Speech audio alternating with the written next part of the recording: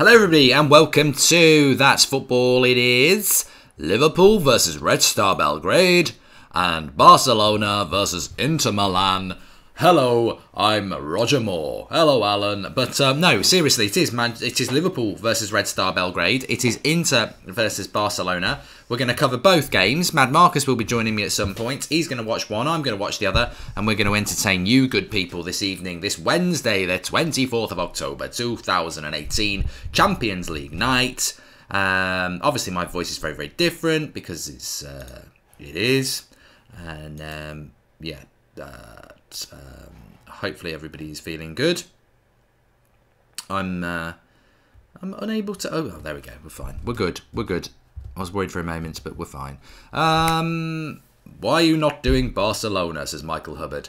Why don't you clean your ears out, Michael? I mean, sometimes I wonder why I bother. Do people actually listen to anything I say, or are they just interacting on the live comments and I'm just a little silent subplot to look at? A pretty picture with no substance. I don't know. What did I say at the start, Michael? What did I say? I said we're going to cover two games tonight. We're going to cover Liverpool and we're going to cover Barcelona Inter. So one of us will watch one game, one of us will watch the other. And I think that's perfect for a night like this. We're also going to keep an eye on some other games. Borussia Dortmund versus Atletico Madrid and PSG Napoli. They just came in just behind these two. We did a bit of a poll. And the two games that people wanted were Liverpool and Red Star and Barcelona Inter. But there are good games to keep an eye on as well, which we will keep you up to date with. But we're going to watch those two games. And who knows, as this develops over the years, maybe we'll have 3 or 4 people. We'll have 4 little boxes, 4 people watching different people.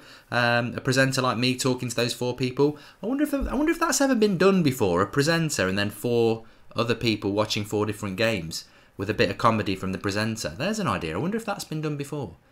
Anyway, Pankaj didn't get a notification, and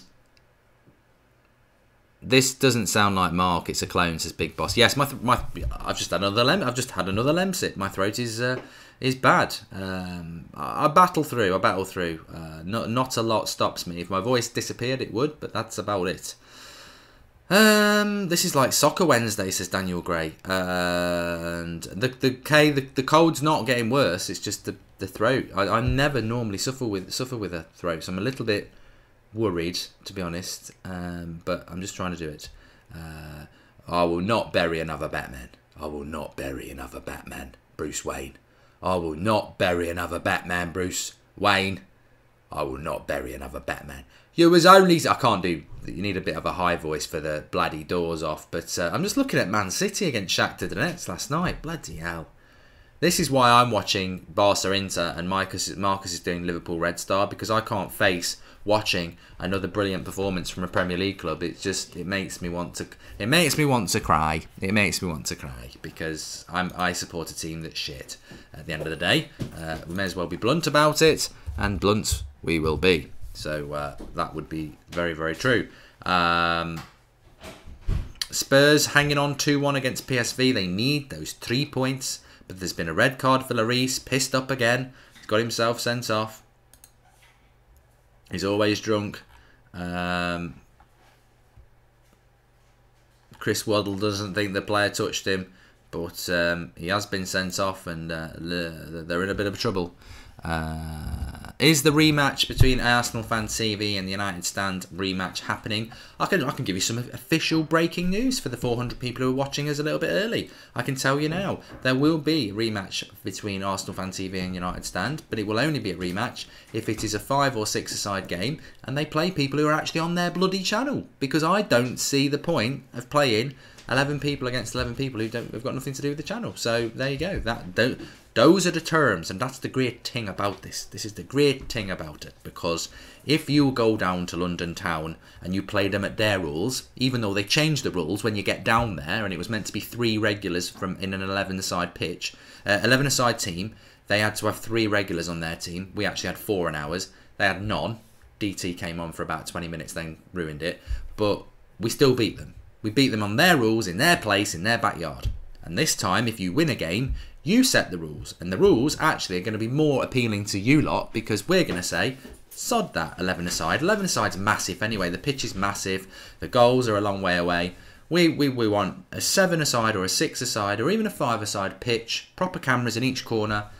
Regulars versus regulars. There can be people who've left the channel if you're your current one of shit, but that's what needs to happen, because that's what people want to watch. That's what people want to watch. And I tell you what, whoever else, Chelsea fan TV, Liverpool fan TV, Everton fan TV, Stoke fan TV, whoever you've got, we'll play you. And I nearly said Man City, but they haven't got one. They haven't got it. They're struggling enough with fans, let alone a fan channel. We will be watching the Liverpool game, Tabish, but we'll also be covering Barcelona versus Inter as well. I'm watching Barcelona-Inter. Marcus will be joining me in a few minutes. Kickoff's not for 20 minutes. And we are... I just can't... Look, I can't watch Liverpool annihilate another team at Anfield, where it will be a proper European night, where the atmosphere will feel like a proper European night, where they will play on the front foot. And I know they're playing Red Star, and Red Star are nowhere near as good as Juventus, but if it was Liverpool-Juventus, I think Liverpool would give Juventus a good game as well, because they get it. Like Man City get it, like Spurs get it, like Chelsea get it, like Arsenal get it. It's, you know, it's out. It is... So I'm going to watch Barcelona into Milan, because I was very impressed with Barcelona against Spurs. I like the way they play this season, but also I love Icardi. I love Bacardi, and I love Icardi. So yes, that's what we're going to do. So we're going to try something a little bit new tonight, where we cover 2 games, which I think should be interesting for you lot, because you might be watching different games to go. So basically on That's Football tonight, we're a Champions League all bases covered channel, because we're going to cover a lot of 2 live games and keep our eyes on a lot of scores, and you are part of it as well. So if you're watching PSG Napoli or whatever, then that's up to you. Spurs have conceded. Spurs bottling it again. Second time, isn't it? You know, they were away to Inter, where they were winning 1-0, they lost 2-1. They're away to PSV, they're winning 2-1, it's now 2-2. Well, Isaiah says you shouldn't watch Barcelona because Messi's not playing. All the more, that's why that game's so much more interesting, because they don't have Messi. I think that makes it interesting to me as a football purist. I'm going to answer some of your comments, Samir. I'm not wearing pink boots, Liam Anderson. If anybody saw my boots on Sunday when we played, they are. Maybe I should give my boots up actually, because I'll never wear them boots again. No, I didn't wear my boots because we're on this like 3G surface. I mean, I've probably got that wrong. Something to do with phones anyway. It's some sort of phone service, which I don't really get, because reception actually when you were playing, why would you want that when you're playing? But it was some sort of 3G service or something like the Surface. So I couldn't wear my, because I had studs. Everyone else, you see, this is how long it is since I've played a game. Everyone's got their moulded boots. There's old EJ turning up with his boots and AstroTurf trainers. So I wore my AstroTurf trainers. So maybe I could give them away. They're Umbros. But sell them to charity, says I'm not that important. There might be a few of you watching who might want it. And one, where was the night? Yeah, Richard Duff. Where was the United Stand show at 7 PM, mate? You spot on. There should have been one. Unfortunately, I had a few things going on family wise that I needed to sort out. So apologies for that. But genuinely, I don't normally let people down, as you'll know. Score predictions for tonight. Mar Austin. I'm going to go Liverpool to beat Red Star 5-0. So I think you'll see a lot of goals if you're watching that game. Barcelona versus Inter 2-2. Napoli PSG. I think PSG will win that 3-1, and Dortmund, Atletico Madrid. I think that might be 0-0. You know, I think that's going to be quite a boring game. In Tottenham and United in Europa League, Mark says Shiam. I think Tottenham might beat Inter at Wembley, but they've not done themselves any favour drawing with PSV. So yeah, I think Spurs and United could well be in the Emmerdale Cup, which would be interesting because all the banter we've given Arsenal, that could be it.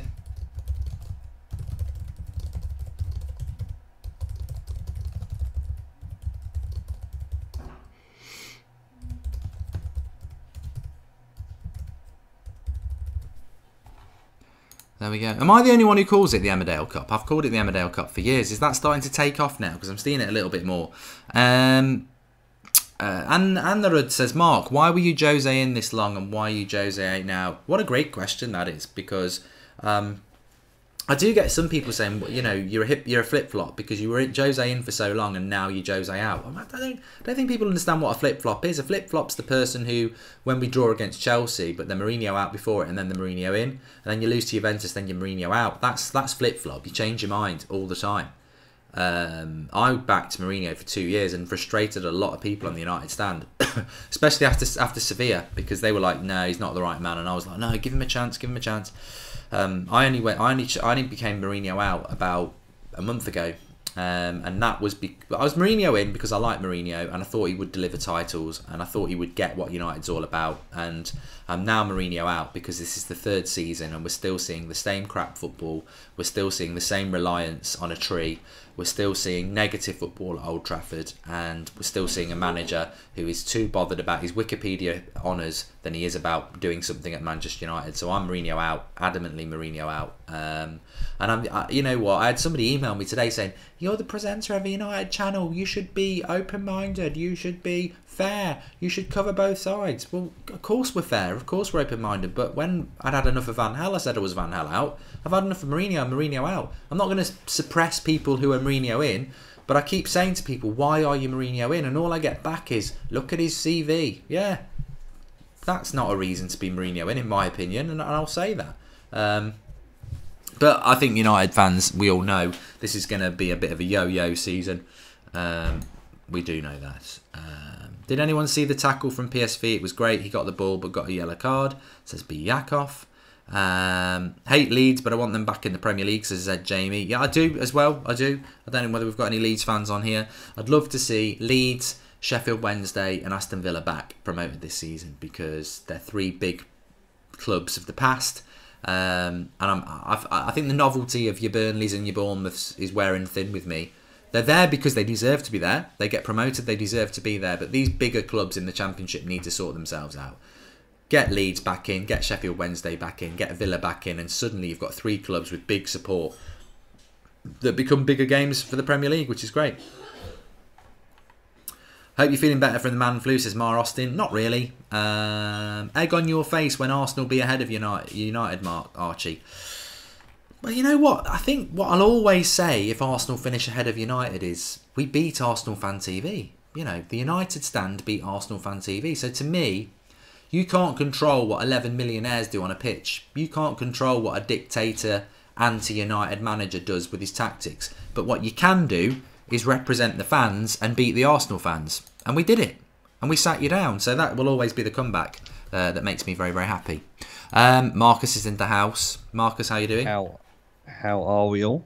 Nice to be here. We're good. You're doing the Liverpool game. I'm doing Barcelona Inter. So we'll be, you know, you'll have a whole game to yourself tonight where you can be chatting about what's going on, and I'll be talking about Barca Inter. So we're going to try a whole new plan with this tonight and see how it goes. So. Okay, interesting. I must have missed the memo, did I? Yeah, I just decided I couldn't be asked to watch Liverpool because I think there's going to be loads of goals and great football, and it'll just get me angry. And with my throat the way it is, I'm going to try and keep it. I just thought, watch the game that's going to make you happy. That's just going to be totally purist. That you're going to sit back and not get too angry about. So Barcelona Inter was the one because I love Icardi and I quite like Barcelona. So whereas Liverpool, I ain't got nothing against Liverpool. I think the way they're playing football, apart from being Liverpool, is fantastic. But I think it will just irritate me to see them with their fast-flowing attacking football, having watched the crap we watched last night. So there we go. Jack Coleman's, I'll give him this one. I'll give you a high five, Jack. He says, has Mark's voice finally broke? Because it is very deep with this with this throat. But how is it? I'm fine. It's not going to stop me doing too much, but I thought it'd feel great, to be honest. You had it a week ago, though, didn't you? I did do, mate. Yeah, I remember phoning you and you saying like the voice is gone. So yeah, it does get worse if you've got the same thing that I had. So yeah, I don't know. I'm not having the same as you. I know what happened with you, but both ends. I do play FIFA 19. Wii Picks. I play on PS4. I don't know whether do you still play it, Marcus? I tend to play my FIFA on the Xbox. I don't know what it is. I just think on the Xbox, FIFA plays a little bit better than it does on PS4, and I think the online play is a bit better as well. It's a lot more stable. Yeah. So yeah, I'll play it. I mean, my team's not bad. You know, I'm not overly fanatical about the game. It's not much has changed, I don't think. You know, but yeah, it's all right, I suppose, as far as football games go. I was playing against someone today, and he had all Brazilian teams, and all Brazilian ultimate team, and he was just taking a piss. I had to forfeit. I was getting fed up. He was just rolling it here, there, quick movement. He obviously had it set up behind the scenes, something that I can't be asked to do because his players were doing things I don't even know how he was doing it with positioning off the ball, and I was just like, sod this, it's not enjoyable. But I'm tell you what I am thinking of doing, just on the old thing for a moment. I'm thinking about either doing something a little bit different, just playing a different game. So I'm thinking of doing like Call of Duty or Red or Dead Redemption 2. Like Red Dead Redemption, mate. Yeah. Basing it on how you played what you thought Call of Duty last year. Yeah, of course. Shit. This, yeah, you know, I mean, this one, mate, is a hell of a lot faster than last year's one. So I would say Red Dead, definitely. Story-wise, it's supposed to be fantastic. There's about, I think they said about 40, 50 hours of gameplay in there. But I would recommend, if you're going to buy it, Mark, buy it off the store because you get some added bonuses, and the disc comes on 2 discs as well. So don't buy it on disc, buy it on the store. I wouldn't buy it on disc because there's a day one patch that takes the file size well over 100 gigabytes. Whereas if you buy it on the store, it's I think for me last night it was about a 90 gig download, including the day one patch for it. Yeah. Well, you know when you said we're 10 minutes away from kickoff here, so just bear with us a minute here, because when you say 50 hours of gameplay, I mean Grand Theft Auto, you can still be playing it now, having played it for 3 years. Is it not like that? Is it not? You can just go off and just play for ages and ages. It actually has got a limit. You can go and do whatever you like. From what I've read, it's basically GTA in the Wild Wild West. It's, you know, there's so many fantastic things that stand out for me in this game. So if you don't have the map on in game, then the actual people will give you directions on where to go. There's like over 5,000 bits of dialogue in the game. Well, Alex just said that the online bit doesn't come out for a few weeks after the game is released. Yeah, they sort of like they want to make sure that that's, you know, the servers are stable and everything else. So there we go. I thought it was like 40 to 50, but apparently it's 60 hours long if you want to do everything. When's it coming out? Friday. Well, tomorrow night it comes out. I'll have a look at that then. That'll be on my channel. It won't be on here because this is a football channel. But let's get back to the football anyway. I might be doing that on my channel. We'll see what people think about that. But there we go. It is the same as Grand Theft Auto. I can't wait for the next Grand Theft Auto to come out, actually. I don't know whether there is even a plan for that. But yes, I mean, one of the other reasons I'm watching Inter Milan, I mean, Marcus is going to do Liverpool versus Red Star Belgrade. I don't know whether you know what the team news is, Marcus, but I'll go through both team news for you. But one of the big things I want to... from my point of view, watch Inter Milan is because of Skriniar. But Liverpool is the headline game that Marcus will be watching. So Alisson, Alexander-Arnold, Gomez, Van Dijk, Robertson, a very settled back five for Liverpool now. Consistency. You know, I hate saying this as a United fan, Marcus, but I look at Liverpool now, and that back, you know, the thing that they were always ridiculed about, their goalkeeper and their back four, it's just very secure and solid now. They've got a very good goalkeeper. They've got 2 very good fullbacks, 2 very good centre-backs. And it's consistent, it's week in, week out, and it totally contrasts with what United are. Yeah, definitely. I think the last... Apart from De Gea. Yeah, I think the last 12 to 18 months, Liverpool have really upgraded defensively. It's near enough the same sort of story as what Arsenal had. Arsenal always had a really weak keeper, didn't they, to stop them having a solid back five. And Liverpool, they just seem... They seem to have grasped it now.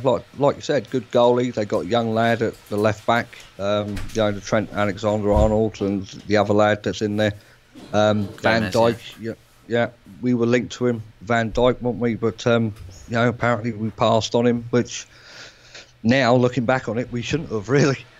No, the midfield is a bit changed, but he can afford to do that. So he's got Shaqiri, Fabinho, which would be interesting for you to see how he does, Marcus, actually, because he was another player that I wanted at United over Matic, and he's not played games for Liverpool yet. And I've had a lot of people saying to me, you wanted Fabinho over Matic and he's a bench warmer for Liverpool. But, you know, Fred's a bench warmer for United and I think he's better than Matic. So I don't think that necessarily means anything. I think Matic is shit.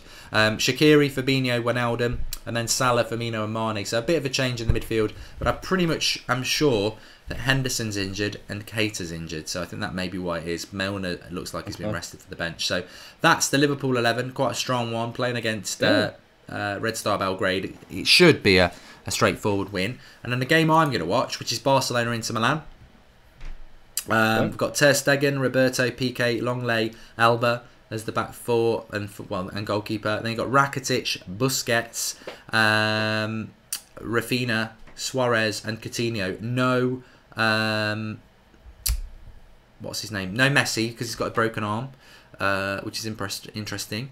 And then Inter Milan, Handanovic, Ambrosia, Cream Rice at right back, Skriniar, Miranda, Asamoah. Asamoah formerly at Juventus, a good signing for Inter, but Skriniar's one to watch, number 37. I'd love him at Manchester United. You know, regardless of who the manager is, he's the centre back we should get. So keep your eye on him. Brozovic, Vecino, and Candreva in the midfield with Valero, Perisic, and Icardi. I love the Inter Milan team. I love the Inter Milan team. That sounds very good going forward. Yeah, they got some world class players in there. I mean, you talk about Skriniar and Icardi, players that I think we'd kill to have at United right now. I think, to be honest, Italian football's on the way up. You know, I must admit, I was surprised by United last night. I mean, we watched it; it was depressing. I was very surprised by United's lack of intent. Watched Italian football for a long time. I want Italian football to be good, but they just passed us off the park, and they look like they're in second and third gear as well. So I'm interested to see tonight. The contrast is how do Inter line up against a La Liga team? Because my theory is that Italian football is very good and it's on the rise, but it's still behind English and Spanish football. Well, last night we saw against the mid-table Premier League team. Granted, that Italian teams can come over here and win, and tonight we're going to see what they can do against a decent Barcelona team. So Daryl says, why not Barca versus Inter? I'm doing Barcelona versus Inter. Marcus is doing Liverpool versus Red Star. We're covering 2 games here. Yeah, I've just seen that PSV Eindhoven just drew 2-2 with Tottenham. Yeah, Barcelona again. Yeah. I mean, I was reading the highlights thing on the Sky Sports app. Apparently, Spurs deserved the win there. They were making out that Spurs played PSV off the park and had a goal disallowed and a couple of other dodgy decisions that were given against them. So Spurs might feel themselves a little bit unlucky with that one. Yeah. Barca and Inter on 6 points each, I see. Stuart Collins says, Mark, thoughts on True Geordie saying Serie A is championship level? To be fair to him, if he has said that, I don't know whether that's true. It could just be somebody throwing a line out, but it did draw my attention because I actually sort of understand where he's coming from. I think a lot of you get bored of me saying I've watched a lot of Italian football because I have. It goes back to Italia 90. I just fell in love with Italian football. So it's always been slower. It's always been more tactical. And I think in the Champions League that becomes a little bit of a problem. But there's so many good players in Italian football now, and Ronaldo is obviously the symbol of that, and Italian football is on the way back. But for years, when Premier League clubs played Italian clubs, we beat them because we're better. But that is starting to change. So I can sort of see where he's coming from, but I think some of the results we're seeing: Napoli beat Liverpool a couple of weeks ago, United losing to Juventus. Maybe if Inter could get something in the new camp, it's on its way back. So we'll see. But teams are coming out for my game, Marcus. I don't know about yours. Yeah, they're lining up for mine. They're just standing there shaking hands now. It's going to be quite interesting because you're talking about a game I'm not watching as well. So in many ways, I'm watching a game that you're not watching either. So we're getting the watch-along experience that everyone else gets because I'm not watching your game, but you're obviously going to be telling me what's happening. I'm quite excited. I don't know. I think it was an off-the-cuff thought. Let's cover 2 games because there was a few standout games tonight. But I actually think it's a good idea. Are you quite happy to do the whole lot, are you? Yeah. I'll see how it goes. I might have to pop off again, but I'll certainly get through the first half. Right, so they're just shaking hands and all that now. Red Star just going down the line. I've got Liverpool versus Red Star on screen though, so it'll be your timer that I'm doing. It'll be your score, and for anybody else who's watching, I'm watching Barca Inter. Marcus is watching Liverpool Red Star, so we will be updating with 2 games, but it's the Liverpool game that we'll have the timer and the score on for, because I didn't have enough time to do a new graphic for it. So I think in future, if we do it again, we can split and have 2 scores there as well. So. Yeah. I think it shows the squad depth that Liverpool have got as well. I mean, when they can bring in the likes of Fabinho, and all right, they've got the same front three as Mane, Firmino, and Salah, but Fabinho, Shaqiri, they've got quality players on the bench. They really have, and that's something that United really lack at the minute. Yeah, they Such do. A shame. They do. I mean, it's we are United fans, so obviously we're gonna. What a question that is from the Mickelson. He says, "Do you prefer lemon or blackcurrant lemsip?" I've just had a blackcurrant one. I think I prefer lemon. Oh no, man, blackcurrant for me. I think I had a bad experience with blackcurrant as a kid, where I think my mum had said have a blackcurrant lemsip, and I thought it was going to taste like Ribena, and it definitely doesn't. So, but I don't mind it now. But I think the lemon one is always the one that I prefer. Yeah. Do you know, this is a nice touch. I noticed it last night, United and Juventus, where all the players are all mixed in together, having the photo taken. It to me shows like continuity. It shows a unity among the players, where they're all just mixed up, having the one photo taken. That's a nice touch, I think. Instead of having the separate photos of the teams, they're all just stood there in a line together. So I've just got the Red Star Belgrade lineup coming in. So they've got 4 at the back, basically a 4-2-3-1. I'll tell you what. I mean, this for me is a little bit of a selfish thing, because if obviously we haven't always done that's football. So other than United, nobody would really have much of an idea about what sort of football I watch. But this would be for me the game that I would watch, because I love Icardi. And Skriniar, and it would be a player I would want to watch as well. So this is a real good treat tonight for me. Yeah. It's I'm quite looking forward to hearing your commentary. It's nice to be on the outside for a change. But Red Star Belgrade are kicking off any second now. Yeah, just let me know. So Liverpool, Liverpool going from right to left. There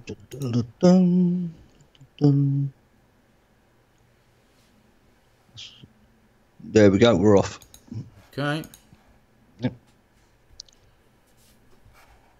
Red Star Belgrade straight away with a long ball down the right hand side, and they get the throw in. Right, you want to get that ball off the pitch, please? There we go. Higher Flight World Vids, how you doing? Yeah, we're off in my game as well. Yeah. Anvesh, my prediction for this, it should be a straightforward win for Liverpool. I think Red Star Belgrade are absolute no ones, aren't they? So it should be at least 3-4-0 for Liverpool, I think. Liverpool on the attack, but Red Star Belgrade, their back 4 looking very, very disjointed at the minute. There's a couple of people there, their centre backs are not arguing with each other, just having a word with each other, trying to sort out who they're picking up. They're throwing to Liverpool on the left. Oh, Liverpool giving it away there. Oh, but they got a free kick just inside the half. Hiya, Michael. You all right?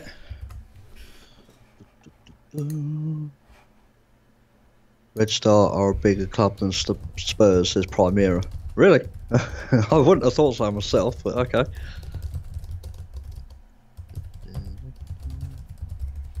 Oh, Mark, I meant to ask you, was your FIFA stream on Legendary today, or was it the World Class? Legendary. Legendary, yeah. How did you find it? Harder. Yeah. To be honest, it wasn't a massive... I mean, it's ridiculous. I was 3-0 down against Brighton in no time, and then I beat Spurs, so... I'll be interested to see how I go with it. But I haven't played for a few days either. To be honest with you, I'm on. I'm going to still do the streams because people like them, but I'm on the cusp with FIFA 19. I'm not. I think FIFA 18 was better. I've got to be honest, and that says something. But I'm not massively into it. I think the gameplay was better last year. I think definitely. I'm not a lover of the crosses or the corners. No.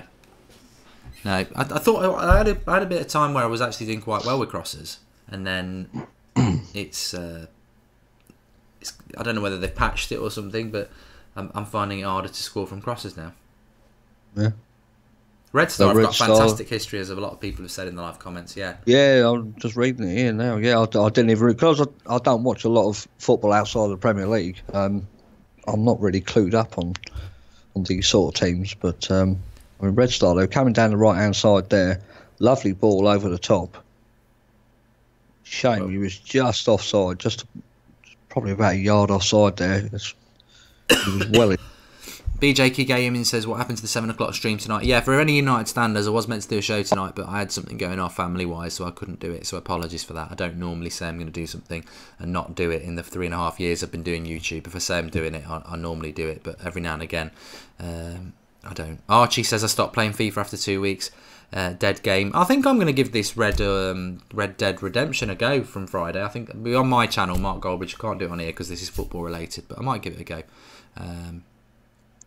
We'll see how it goes with that. I could do with I'm enjoying gaming again. I haven't been gaming for a while. I've got a good setup where I am, where my PS4 is right next to me here, and I've got a screen there. I've got another screen here for the TV. So it's, I think I'm getting back into that gaming thing where I need more games. But Barca just on the attack here, but good interception by Miranda. Not really much happening in this game. No, nothing here either. It's all Red Star Belgrade at the minute. I must say, Liverpool don't look settled at all. I think they're looking a little bit nervous across the back line.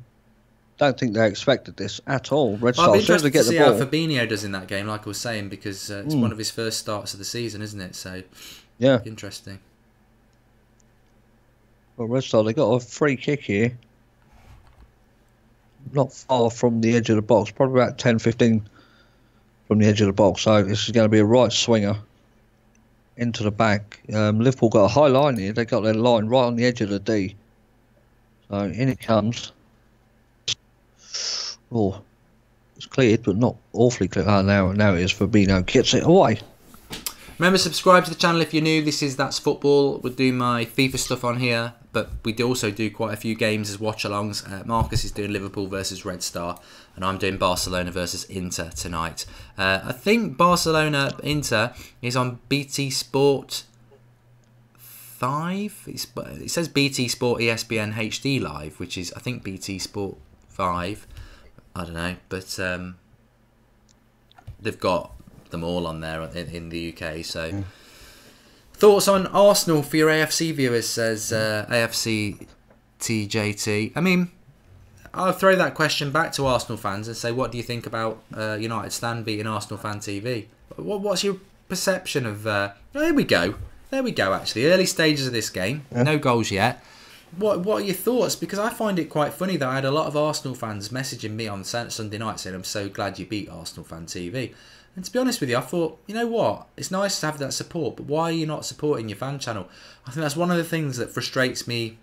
Well, it doesn't frustrate me because it's not going to stop me, but I don't like infighting between fan groups.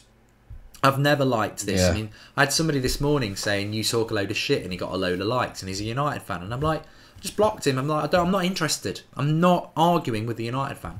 I don't, you can not like the content, but why are you such a bitter bastard about it? So I don't really understand that, that infighting. But, a lot of the comments I've seen after the game is the fact that how he's embarrassed the fan base. I've seen an awful lot of comments. Yeah, I can understand that. And you know what? When I was driving back, because Sophie and her boyfriend gave me a lift down there and a lift back. When I was driving back, obviously stuff was going up online on Twitter, and I got a phone call from a family member, and they were like, "You better not have done what he's done or been involved in that." And I was like, No. She said that. I said, I haven't done anything. They said, well, we've seen your clip swearing at on Marcus's video. And I'm like, yeah, but that's just after the game. I haven't done that. I certainly wouldn't do anything like what happened on that pitch. And to be honest with you, I was disgusted myself by it. But I said my bit there. But I'm also old school. What happens on a pitch stays on a pitch. And, you know, there should be repercussions from that. But that's not for me. But, yeah, I can understand that. And I think if I'd done what had happened... If we'd done what they did on that pitch, then it is embarrassing to the club. It is. It is. And I felt sorry for people like Robbie, who runs that channel, because I spoke to him on Sunday night and he wasn't there, and he was ashamed of it and embarrassed and apologetic about it. And it's his channel at the end of the day, so I do see that. But Inter are doing well in this game. They're giving as good as they got, and I am 8 minutes in, and Liverpool just haven't seemed to have settled on the ball yet. Red Star are really pressing well. Mark J's just said you should have done Barcelona-Inter. I'm watching Barcelona versus Inter. Marcus is watching Liverpool versus Red Star. So we are doing Barcelona versus Inter. It's just we decided to do this. Marcus didn't even know we were doing this till he joined the show. So I didn't have time to set up a new graphic. So we're showing the score and the time. Icardi's in here. Good shot, good block by PK. But I am watching Barcelona-Inter, and Marcus is watching Red Star Belgrade Liverpool. So we are covering both games. I don't think Red Star are going to keep this up for 90 minutes. I'm absolutely certain they ain't, because the amount of energy that they're putting in to this in the first 9 minutes. Got a corner here. It's a shame. Don't beat the first man. That's quite comforting to see that United aren't the only ones who don't beat the first man. Yeah. Liverpool just trying to get hold of the ball, trying to get settled, and Red Star, every opportunity they're getting, they're pressing Liverpool, forcing them into the mistakes. And it's worked. They've done it again. Oh, no, they didn't there, but nearly paid off. Fabinho is getting pressurised straight away. As soon as he picks the ball up, there's a man on him straight away. I'll tell you one of the things I'm a little bit disappointed about is that, there's a lot of good players in this Inter team that I like. You know, your Perisic, your Skriniar, your Icardi, to name a few. I do like Brozovic as well. But, of course, Nainggolan went there from Roma in the summer, but he's injured, so he's not able to play. So, but yeah, Andrew Ellis says Icardi, my scout watch. Look, I'll tell you what's going to happen with Icardi. The same thing that happened with Aubameyang. I was talking to somebody about this the other day, which goes back to the Arsenal fan. You'll like this. I've been saying for years on the United stand, and the videos are there, I like Aubameyang. I've never slated Aubameyang going to Arsenal. Of course I want to banter Arsenal, but I've never said anything bad about Aubameyang because I wanted Aubameyang. Lacazette, I never wanted. United were linked to him. I've always said he's the French Charlie Austin. I don't want him. But Aubameyang, I absolutely think he's a brilliant forward.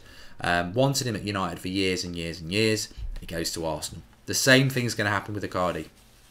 Wanted him at United for years. We won't get him. I think he'll end up at Chelsea because Sarri knows Italian football really well. So we'll never get Icardi. But I'd love Icardi because not only is he a really good striker, he's a hothead, tenacious, aggressive striker. And I think that's what... And he's technically gifted as well. So he's the perfect striker that United need. Salah's in. Oh, great save by the goalie. The long ball over the top. Just looked to me, it was like it was just high and hopeful. But Salah got on the end of it. The goalie rushed out there. He's onside. He split the two centre-backs. And, yeah, great save by the goalie, but he's took a knock in the face for his troubles. But Salah better than Hazard? Fantastic save by the goalkeeper. Great save. First warning for Red Star. Because Liverpool have been really quiet in the opening first few minutes. I'll tell you what, everyone, if you like this, do drop a like because we'll do it again for the next Champions League games. It's got a bit of a Soccer Saturday feel to it, hasn't it? Watching two games. And, maybe we could, I don't know whether 3 might be too many, but we could certainly do 2. What's your prediction for PSG versus Napoli, says Fraser. Thanks for the contribution, pal. Remember, if you want to leave a contribution, you can do that through the $sign. Just make sure you leave us something to read out. Really appreciate the support for the channel. I think I said 3-1 PSG, Napoli. Marcus, any thoughts? I don't know whether you have. Paris Saint-Germain, there's talent all over that team, isn't there? So, yeah, I'd probably go, I'd say 2-0. Somebody just asked if there'll be a Manchester United-Everton watch-along. Of course there will.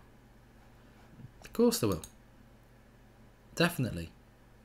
In fact, got an Everton fan on tomorrow night. He's got a little Everton fan channel, and had a chat with him today. Very well spoken about Everton. Scouser wants to come on tomorrow night, so he'll be on the United Stand at 8 o'clock, giving us a little bit of an insight to Everton, because I don't really know much about Everton this season, to be honest. So if they play quick football and keep it on the ground, they've got a great chance at United, because that's what we struggle with. What do I think about Van Dijk, solitary TV? I think Van Dijk's a little bit like Pep for me. I spent a year saying he's crap and overrated because he's at a rival. I'm going to be totally honest with you now. Pep's shit's all over Mourinho, and Van Dijk's probably the best centre-back in the league. That's just honesty. You know, I am more honest now, because I'm fed up of just backing United just because I'm a United fan. And of course I love United, but at the moment they don't deserve backing. You know, the players don't deserve backing. I can't honestly sit here and say that Bailly's better than Van Dijk or anything like that, because he's not. And I put a lot of that down to Mourinho, but I think Van Dijk is one of the best centre-backs in the league. I don't know whether he's the best. I mean, I still think that... I think John Stones is very good, to be fair. He's very solid. And the Spurs lads really are very good. Well. Yeah. Yeah, I mean, Stones, I do like Stones. He's done very well since... was it Everton? He was at Everton and went to City. Yeah. I think he's really matured into a really good centre-back. Really good. But Liverpool giving away some really silly tackles here. They just can't get hold of the ball. Wijnaldum has just gone in quite rough. No yellow card or anything, but oh yeah. I mean, all right. More like he slid in, but his right foot has took the opposing player clean out. I'll tell you what, I think next Monday night, Spurs Man City might be a good watch along, actually. Yeah. On That's Football. Good call. Somebody just said that in the live comments. Didn't realise it was Monday Night Football. 100%. Spurs Man City next Monday night. I think we'll do that on That's Football. So thanks for that comment. I didn't realise it was... I didn't realise that. I think the weekend we play Bournemouth... it's a double header on BT Sports, because at 5 o'clock is the Arsenal-Liverpool game. Okay, there you go then. Could always do that one as well if you wanted. Yeah. Rio Gugu says, I'll have your boots, Mark, just about to start football again. And Brandau says, Man United needs Skriniar at Man United. What a player. I love him. I've been on about him for ages. Again, you know.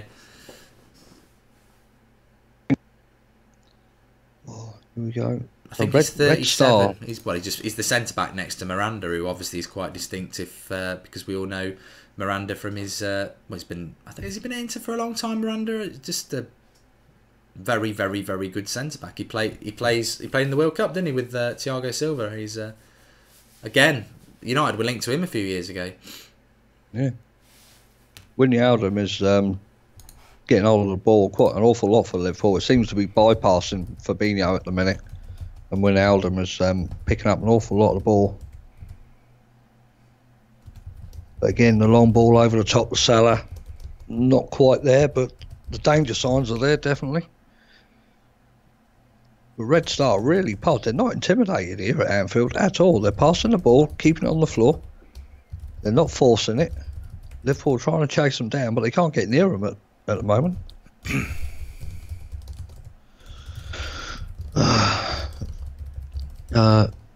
Virgil van Dijk beat Tech Jones, says Sam. Of course, the great thing about Skriniar is, good cross in by Perisic, and Icardi got in front of the keeper but couldn't flick it over.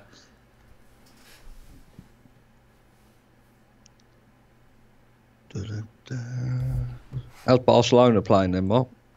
It's quite an equal game. It's a good game. It's an equal game. The great thing for me with this is, as a big fan of Italian football, is that there's no clear class divide. I mean, I think Barcelona may well win this game. I think I said 2-2. But they may well win it because they've got home advantage and they're one of the best teams in the world. But at the moment, Inter Milan, there doesn't seem to be a big, void of gap of skill. It's quite an equal game. Have you seen that super chat? Let's have a look. Oh dear. Mark, have you had a dream about Mad Marcus? Says Marius Cavernamo.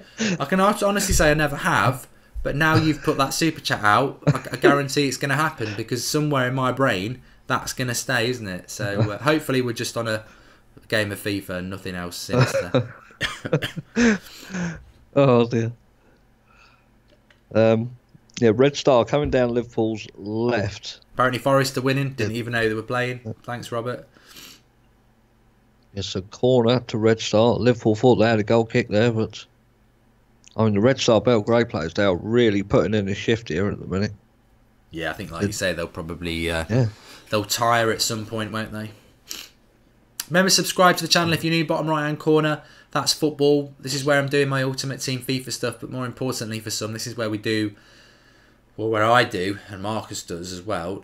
We don't do the United stuff here. Good, what a save by Handanovic from a corner there, crossed by Barca. I think it's Longley who actually heads it, and it's straight at Handanovic, but it's got a lot of power in it. He's not only on the level with the 6-yard box, and it's now back on the halfway line. Good chance. Sam says Liverpool's team is terrible. I think Liverpool's team tonight is very much workmanlike, especially their midfield three that they've got out there tonight. But they can afford to make these changes. They got such a lot of squad depth, and they've got quality in their squad as well. That's something we are drastically lacking.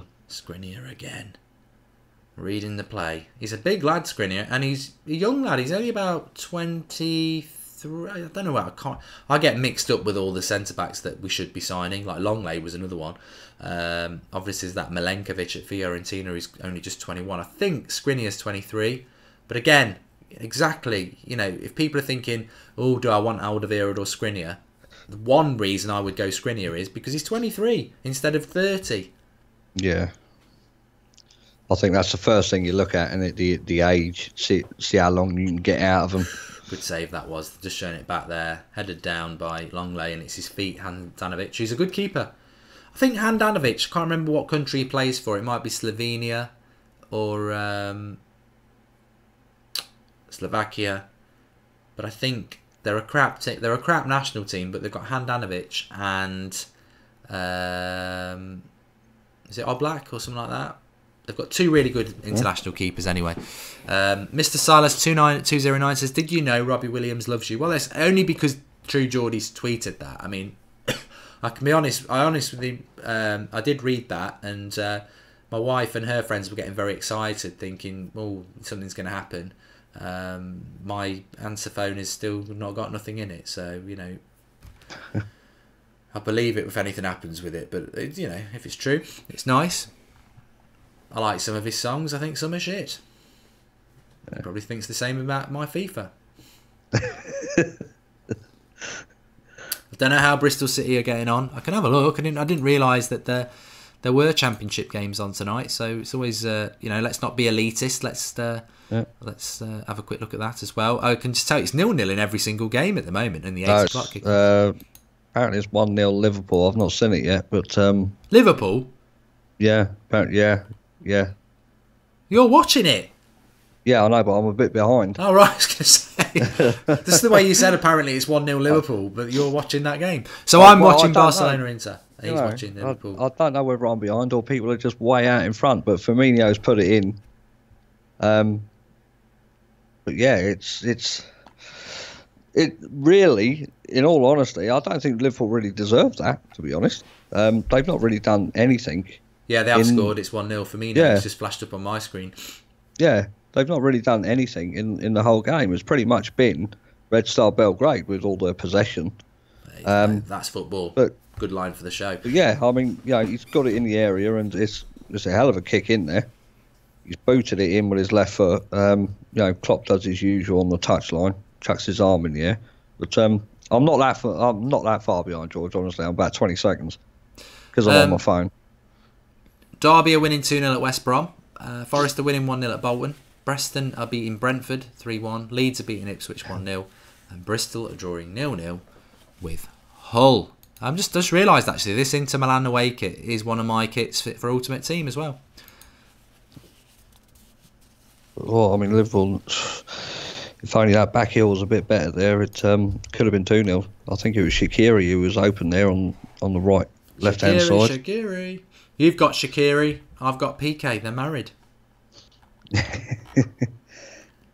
Jacob Hexamar says, if the new manager comes in and doesn't like Lukaku, how much do you think we'd have to pay for Icardi?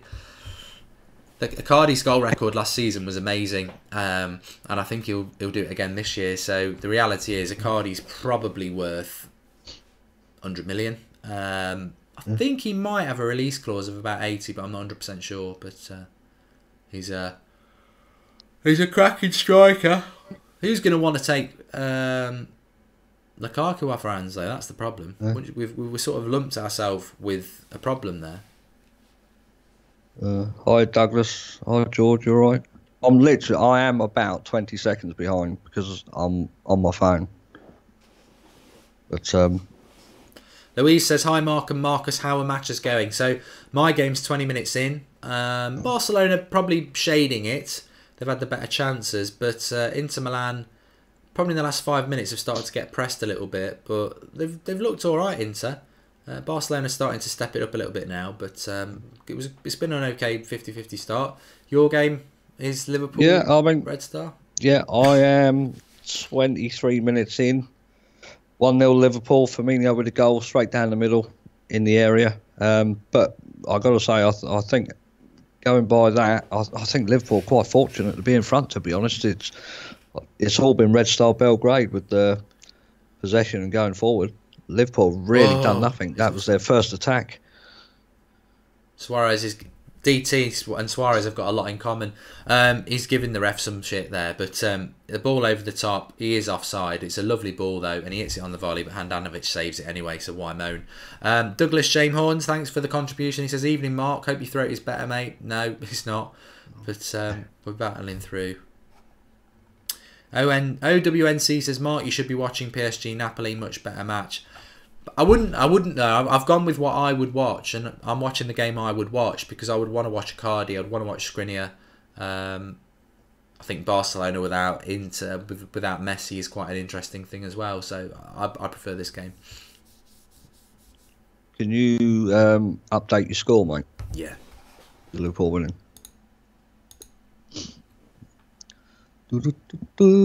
So Red Star Belgrade manager looks a bit peed off, to be honest. I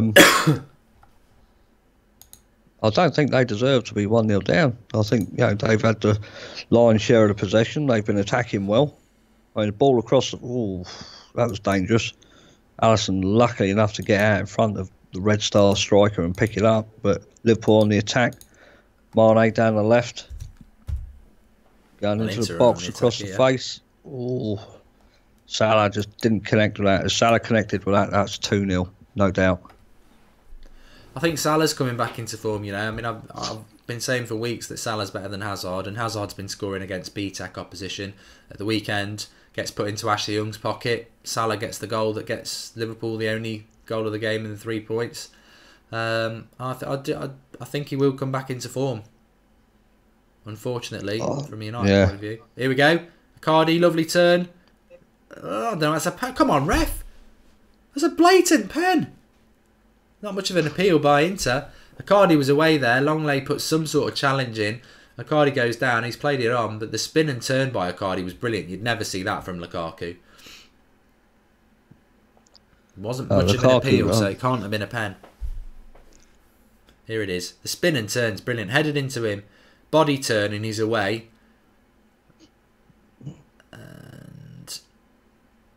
He stops it. I think he goes down himself. I mean, Longley doesn't touch the ball. I think Icardi just goes down himself. I think Salah, after his performance last season, I think that lad's just too good to not have a good season this season. Might take him a few games to come back into form, but he'll come good eventually. But Firmino just put a lovely ball across. No, it wasn't Firmino, actually. It was Robertson. Great ball from the left-hand side. Liverpool were queuing up in the middle there to knock it in the net, but unfortunately it was just too high. He's onside again, yeah. The Mickelson says, would you swap Lukaku for Aubameyang? I love Aubameyang. I'd swap Lukaku for Lacazette, and I don't even like Lacazette. So I'd swap Lukaku for a lot of people at the moment.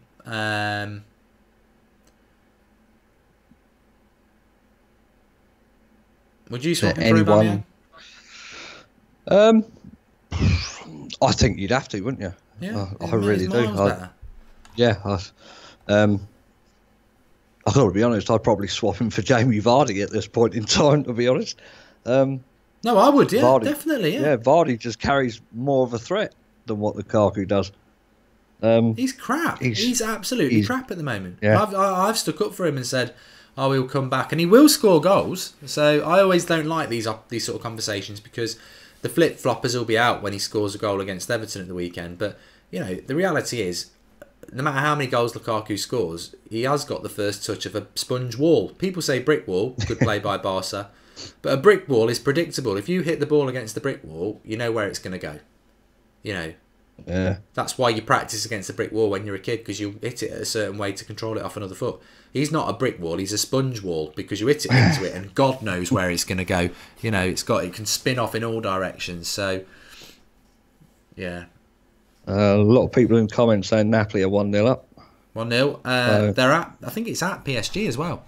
Yeah. It is. Yeah. That makes that group very interesting if Napoli can get a result. Shinji Gagawa's made a contribution. He says, what do you think about you and DT making the Daily Mirror news? Congratulations on the win against AFTV. Shinji Gagawa. Thanks for the contribution, pal. Thanks for everyone who is making the contributions. Just make sure that you do leave us a question to read out. You can do that through the $ at the bottom. Yeah, so we were in the Daily Mirror because we beat Arsenal Fan TV, but we were also in there because of the video that was going out there. There was a lot of people with phones, and obviously there was an incident, and they likened it to Keane and Vieira. But it's like many people said, I can probably take the Keane mantle. I had a cigar on, running the midfield, just sat in front of the back four. He doesn't deserve to be likened to Vieira. Not at all. Let's think of midfielders he could be. But somebody said on a scale of 1 to 10, how angry was he? 10. I've not seen that. Well, you were there, Marcus, anyway. Actually, so it's not it's not like you weren't there. You were there. You were on the touchline. So I don't want to talk about some of the things that happened because, like I say, it's on the pitch, and that's not my place to really talk about that. But yeah, definitely a 10. And I think he regrets it himself, which is good. But yeah. It's a straightforward game, and I'm looking. I thought that might be my last game after the match on Sunday, but I've had a few people contacting us this week about stuff, and I definitely want to keep playing, but I can't do 11 aside. So what we're saying is that the United stand might end up with an 11 aside team that represents the United stand with some really good players in it, but actually we can put out a 5 or 6 aside team because we've got people who can play.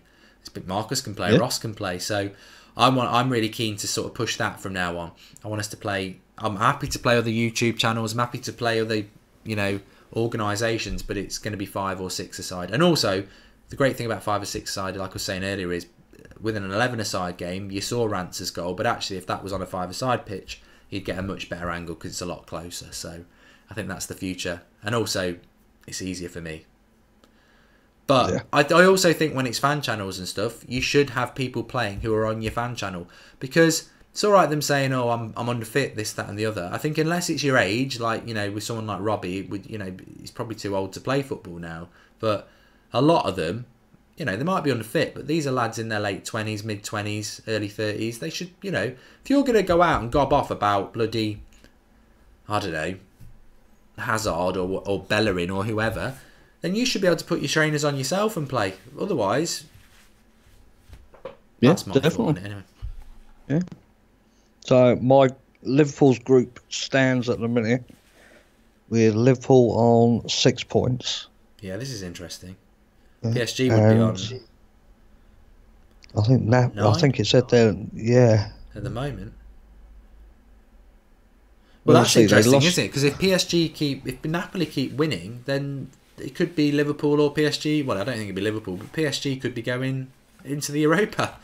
They could be, yeah, definitely. Yeah, George Kyle's commentary was very good on the weekend as well. Liverpool keeping possession well now. Growing into the game much more now since they scored the goal. Gomez coming forward, flick on, Salah. Oh, another great save. Is he offside? Yeah. he was offside, but great move by Liverpool there. One touch football down the right hand side. This would be a great goal. What a goal by Barcelona that was. Absolutely superb by Rafinha. It's brilliant. Absolutely brilliant. He goes into a 50-50 tackle on the halfway line, and you think the Inter Milan player is going to win it, and he ends up with it. And then they just move through the gears. He passes it out wide, the ball comes back into him, and he can't miss. It's an absolutely superb goal by Barcelona. They were just starting to go through the gears a little bit, and Rafinha, lovely goal. Doesn't get a lot of praise, Rafinha, but it's a lovely goal and a good tackle. He's just gone and had a drink from the Inter goalkeeper as well, just to rub it in a little bit. But yeah, he won the 50-50, give and go, and the ball by Suarez, to be fair, is brilliant. To be fair, it's not brilliant defending by Skriniar. He's got to attack that. Looks like they're not missing Messi at the minute then. No. Mm-hmm. It's a good goal, really good goal.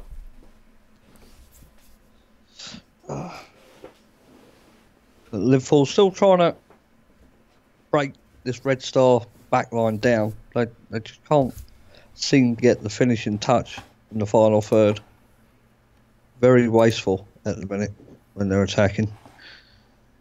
Saying that, Mane's just scooted away from two players, going straight through the middle, out to Salah on the right hand side. Couple of tricks, gone past two, and he's lost it.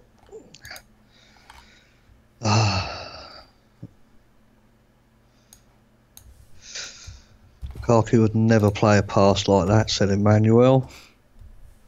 Rafinha is the Messi replacement. Callum. I'm from Cardiff, Marcus or Mark. Do you think we can stay up? Says Willie Warm. Some of these people's names are absolutely fantastic. Absolutely fantastic. I'll tell you a few people saying Ronaldo's lost it because of his performance last night. I mean, let's not forget, if that goal goes in, and it was a world-class save by De Gea, everyone would be saying Ronaldo's still amazing. I thought, Juventus were quite wasteful in the final third. I think somebody said to me, how can you say it should have been 3 or 4-0? I mean, there are people who fall for what Mourinho said, that we were unlucky and we should have got a draw. I mean, God knows what game they were watching, but it's all about opinion. Yeah. But I thought Ronaldo had a bit of a quiet game, but I think Juventus in the final third were very wasteful in general. Dybala, I know he scored, but I thought he had a terrible second half because he had so many times where he could have finished it off with the right pass. But yeah, I mean, he had that first half header as well, didn't he? Where he got in front of Smalling, and what was it, Lindelof? Can't remember now, but he got in front of him and totally miscued his header. So I mean, United got away with one there. But the thing about Ronaldo though as well is that oh God, I'm gonna have a laugh about this in a minute. The thing about Ronaldo is that even the last 2 seasons at Real Madrid, when he's been the best player in the world, he has been starting the season slowly. So Ronaldo normally hits form after Christmas. Okay. Liverpool, Arsenal are in the Amadale Cup tomorrow night, but tomorrow night it's not the Amadale Cup for them. It's the what's that ITV quiz show that's on at about 5 o'clock with Bradley Walsh. Chase. It's the Chase Cup tomorrow for Arsenal because they're kicking off at 5 o'clock in the Amadale Cup. 5 o'clock tomorrow, Arsenal in they're playing Sporting at 5 o'clock in the Amadale. I shouldn't laugh because United will be there, but at least we're not. Well, we will be next year. I'll shut up, but we're not there yet. Arsenal are. What do you think of Lindelof, Stephen McManus? I think what Gary Neville said, and a lot of people said, it was that he did play well last night, but I still don't think he's good enough. Again, I think people are like, one good result, one good performance. Oh yeah, he's great. He massively concerns me, and I'm still not convinced that it's not his fault. The goal, it's him or Matic. They're both very close to Dybala, and neither do their job. Yeah, lack of concentration. That was the concentration wasn't there from minute one. For me last night, there was just nothing there, nothing at all. Them players just looked as though they just I don't want to say couldn't be bothered, but they just looked like they didn't agree with what Mourinho told them to go out and do. It's not their style. It's not the players' style to play like that. Liverpool coming forward. Porto are 2-0 up against Lokomotiv Moscow, for anybody who's interested. Rafinha scored for Barcelona, which is the game I'm watching, and it was Firmino in the Liverpool game, wasn't it? Firmino, yeah. Which is what Marcus is watching. Salah's on the right. It's gone back. Alex Bork says it's Hector Herrera for Porto. Are you watching that game, Alex, or are you just flicking between all of them? Good shot. I've always loved the fact that on... Whoa! Jesus Christ, who was that? What a good shot here from Shaqiri from outside the box on his left foot. Straight down the throat of the goalie, though. It's Ficino. Just drops to him about 30 yards out. Absolutely smashes the arse off it on the volley. It's just a bit over. Would have been an absolute screamer if it went in. The Chase is quality, Darth Revan. I do like the Chase. Used to like Deal or No Deal. Weird programme, but I did like it. The Chase has had some very funny moments on that show. Very funny moments. If you just type in like Bradley Walsh laughing on YouTube, you just see all the clips of him just laughing at the questions on that show. Fantastic. Gazamania wants Icardi or Belletti at United. Belletti's gone off a bit. He's gone off the boil a bit, Belletti. I thought he would have moved on from Torino actually to a bigger Italian club, but it's not quite worked for him. But Icardi every day of the week. Icardi stills wise. Yeah. Locomotive 2-1. Yeah. Locomotive 2-1 up now, says Alex.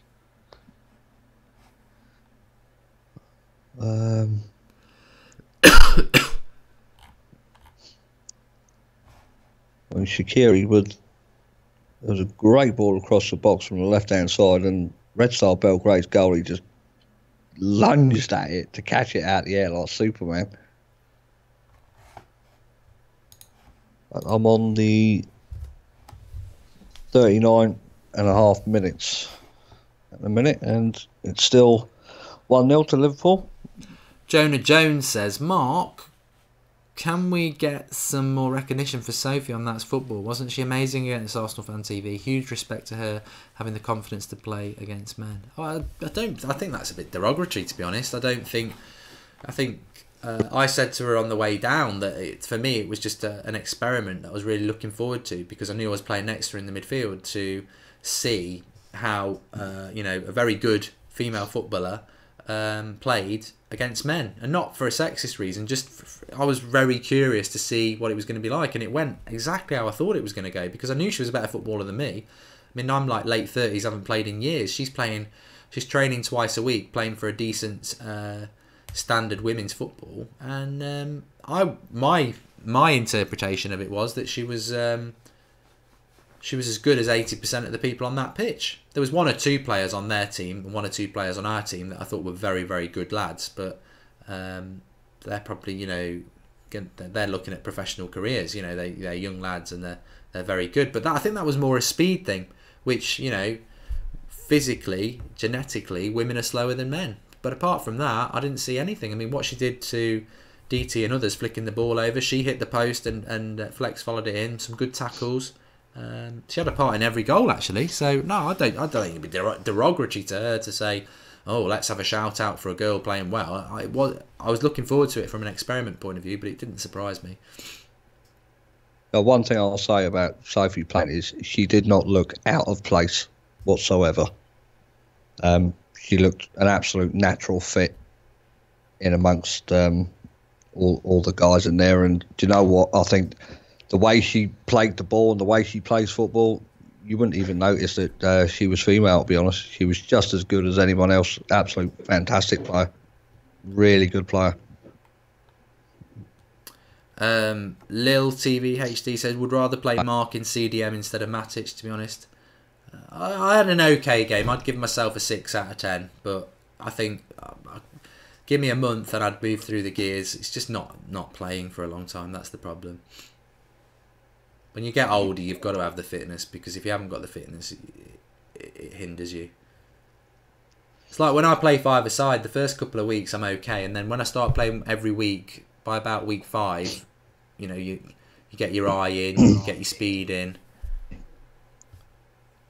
Whereas when I was in my 20s, I didn't need 5 weeks to get my speed or my eye in. It was just there.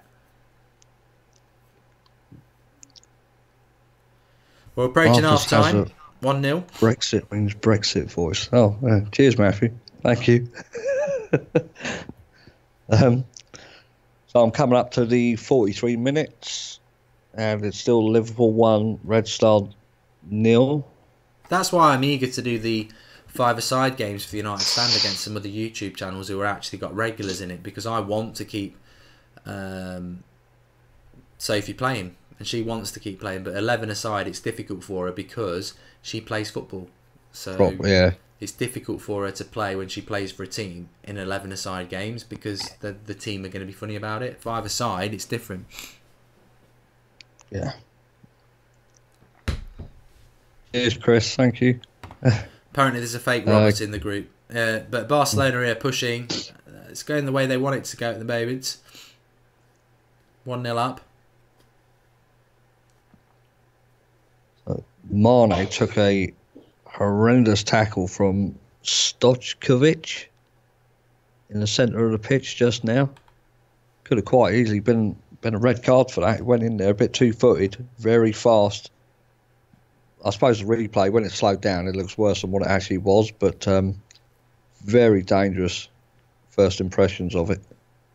Can everyone please subscribe if you're new, bottom right hand corner? We really want to get to 50,000 subscribers on this channel, which would be, you know, a landmark thing for it. So please do subscribe if you're new, bottom right hand corner, and to help us do that and build this community 2-0. out. Share the button. There's a share button below, but it's 2-0. It's 2-0. Yeah, it's 2-0. It's Salah with the goal. What a goal that was as well. I mean, you know, Liverpool, I just said about that tackle just now from Mane in the centre of the pitch. That's actually where it's come from. Liverpool kept possession of the ball quite well. They're working it across the pitch. And it just, I mean, what a hit that is. So, I mean, he's missed a couple as well in the first half. He's had a couple of one-on-ones. And the goalie's done well to save it. But this one comes in straight across. Just watching the replay now. It's the ball over the top. Salah gets in there. It's flicked over the central defender. And, mate, what a finish that is. Well, I was on about this before. Salah. I've been on about it all season. I mean, I don't want to be... I'm not a Liverpool fan. I don't like Liverpool. But I do feel some justification, because I have been saying all season that Salah's better than Hazard, and a little blip of form doesn't take that away. And he seems to be hitting his form again. He's got the goal at the weekend that won them the game, and he's gone and scored a cracking goal there as well. So it's I mean, the ball over the top that came in. I don't know who passed the ball over the defender, but Salah, he, sort of like you, Mark, give the goalie the eyes. You know, to go to the left, but he puts it in at the near post. Oh, he put it in, did he? Yeah. Yeah, he put this one in. But, yeah, really, really good. Well-worked goal. Well-worked goal. It came from when the referee could have blown up for that foul that was on Mane in the centre circle. But he didn't. He let the play go on. And Liverpool kept possession of the ball quite well there in that passage of play. And, yeah, finished it off. Well-deserved goal. Well-deserved goal, that one. But yeah, it's Liverpool 2, Red Star 0. Salah better than Hazard. We've got 2 minutes of injury time here and got about just over a minute left to play. Somebody wanted the championship scores. It's 0-0 at half-time, Bristol and Hull. It's 1-0 to Ipswich. It's 3-1 to Brentford. It's 1-0 to Forest at Bolton. And it is 2-0 to Derby. They're all approaching half-time as well. Got a free kick here for Barcelona right on the edge of the box. Very good opportunity. Certainly, I think a certain Mr. Messi would like to be behind it. You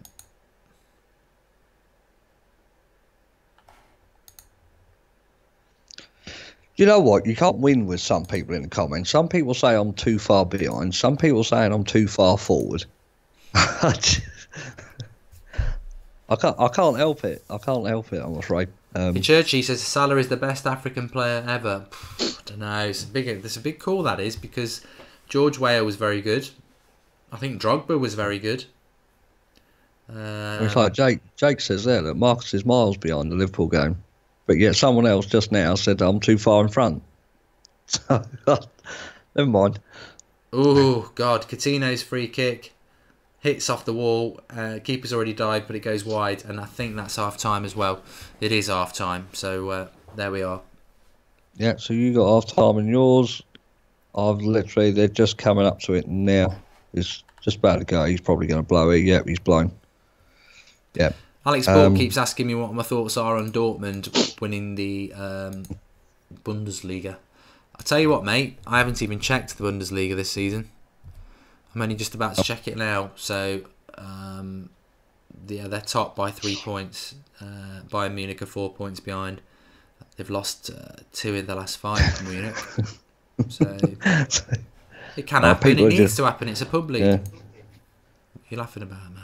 What are you laughing about? No, it's just people in the comments, man. Some saying that I'm exact. Some people saying I'm a minute behind. Some people saying I'm spot on. So I think, when you said some people are saying I'm forward, I mean that would be pretty impressive if you're ahead of the real time. Yeah, but it all depends on people's internet speed, doesn't it? It's that's what I was going for. But so I mean it's over here at half time. So it's Liverpool 2, Red Star 0. Firmino with the first one straight down the middle in the area, and Salah with the second with a fantastic move from Liverpool that really would put United's possession stats to shame from last night. They just kept the ball so well. The referee played a good advantage. Could have played for the foul on Mane, but let him carry on, and Salah put it away. I'll tell you what, Dortmund-Atletico Madrid is a very good tie. It is 1-0 to Dortmund at the moment. Witsel scored in the 38th minute. Just have interest, Jadon Sancho's actually on the bench for that game, as is Weigl. So, they've got some cracking players, Dortmund, as per bloody usual. As of Atletico Madrid, I mean, you look at their lineup: Godin, Hernandez, Philip Luis, Partey, Saul Niguez, Koch, Lamar, Costa, Griezmann, but they're losing 1-0 at the moment. Which in the context of that group should be fine for both of them. They'll both go through from that group because they both had maximum points. In relation to the other groups, Barcelona and Inter Milan looking very, very strong, even if Inter Milan lose this because Spurs have 1 point. Napoli, Liverpool would be on 6 points tonight. PSG and Napoli, for some reason, Napoli must have drawn a game with somebody. They must have drawn with Red Star. Thanks, Seaface. Yeah. Thanks for that. And the other comment about the YouTube delay. I understand now. Right.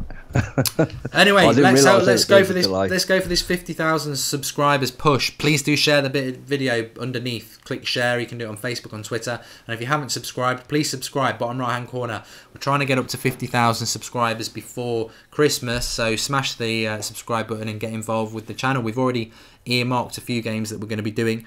Monday night, Spurs versus City, definitely going to do that. And I think the following weekend it's Arsenal-Liverpool, so there you go. They're the next two sort of watch-alongs we've got for you. Annoying Stakes says he's been impressed by Fabinho, Marcus. Yeah, I mean, he's done the simple things well. I think for me, the player of the half for me is probably the left-back, Robertson, is it? I think he's been getting down that left-hand side quite well. He's been putting some good balls into the box. He's been cutting out the dangers down that left-hand side channel. He's done really well for such a young lad. It's quite amazing how he's just slotted in to that Liverpool backline. He's matured fantastically. So I think, Fabinho's had a decent game, but I think Robertson is probably my man and a half so far. I like Robertson. I mean, I know again, he's a Liverpool player, and that is frustrating, but he's a good player. Really good. I mean, Red Star, they've not threatened an awful lot. They've had a lot of possession, but they just didn't have that cutting edge to it. They didn't know what to do with it in the final third. Whereas Liverpool been, a bit more clinical. They've obviously got the 2 goals up, and they've played okay. I wouldn't say they've been in scintillating form going forward or anything like that. They've done enough But yeah, they've not played fantastically well. It's like they're second or third gear at the minute. But I think the midfield of Fabinho, Wijnaldum and Shaqiri has done pretty good. Really, really well. I think, in fact, Shaqiri's had a couple of chances outside the box. They've been on target, but they've been straight down the middle. So the Red Star goalkeeper hasn't really had to do much, but apart from pick the ball out of the net twice. Marius has made another contribution. Thank you, Marius Cavernmo. He says, Mad Marcus, if you had a dream about Mark, please say no. Please say no. No, God's honest truth, no, I haven't. Good. In relation to my game, I'm watching Barcelona versus Inter. Marcus is watching Liverpool Red Star. It's 1-0 at the moment for Barcelona. It started off first 20 minutes quite equal, but Barcelona, a very good goal from Rafinha. And they were pushing for a second before half time. So Inter, after a good start, they've lost their way a little bit, which is a shame because I want Italian football to do well, but I still think it lags behind a little bit.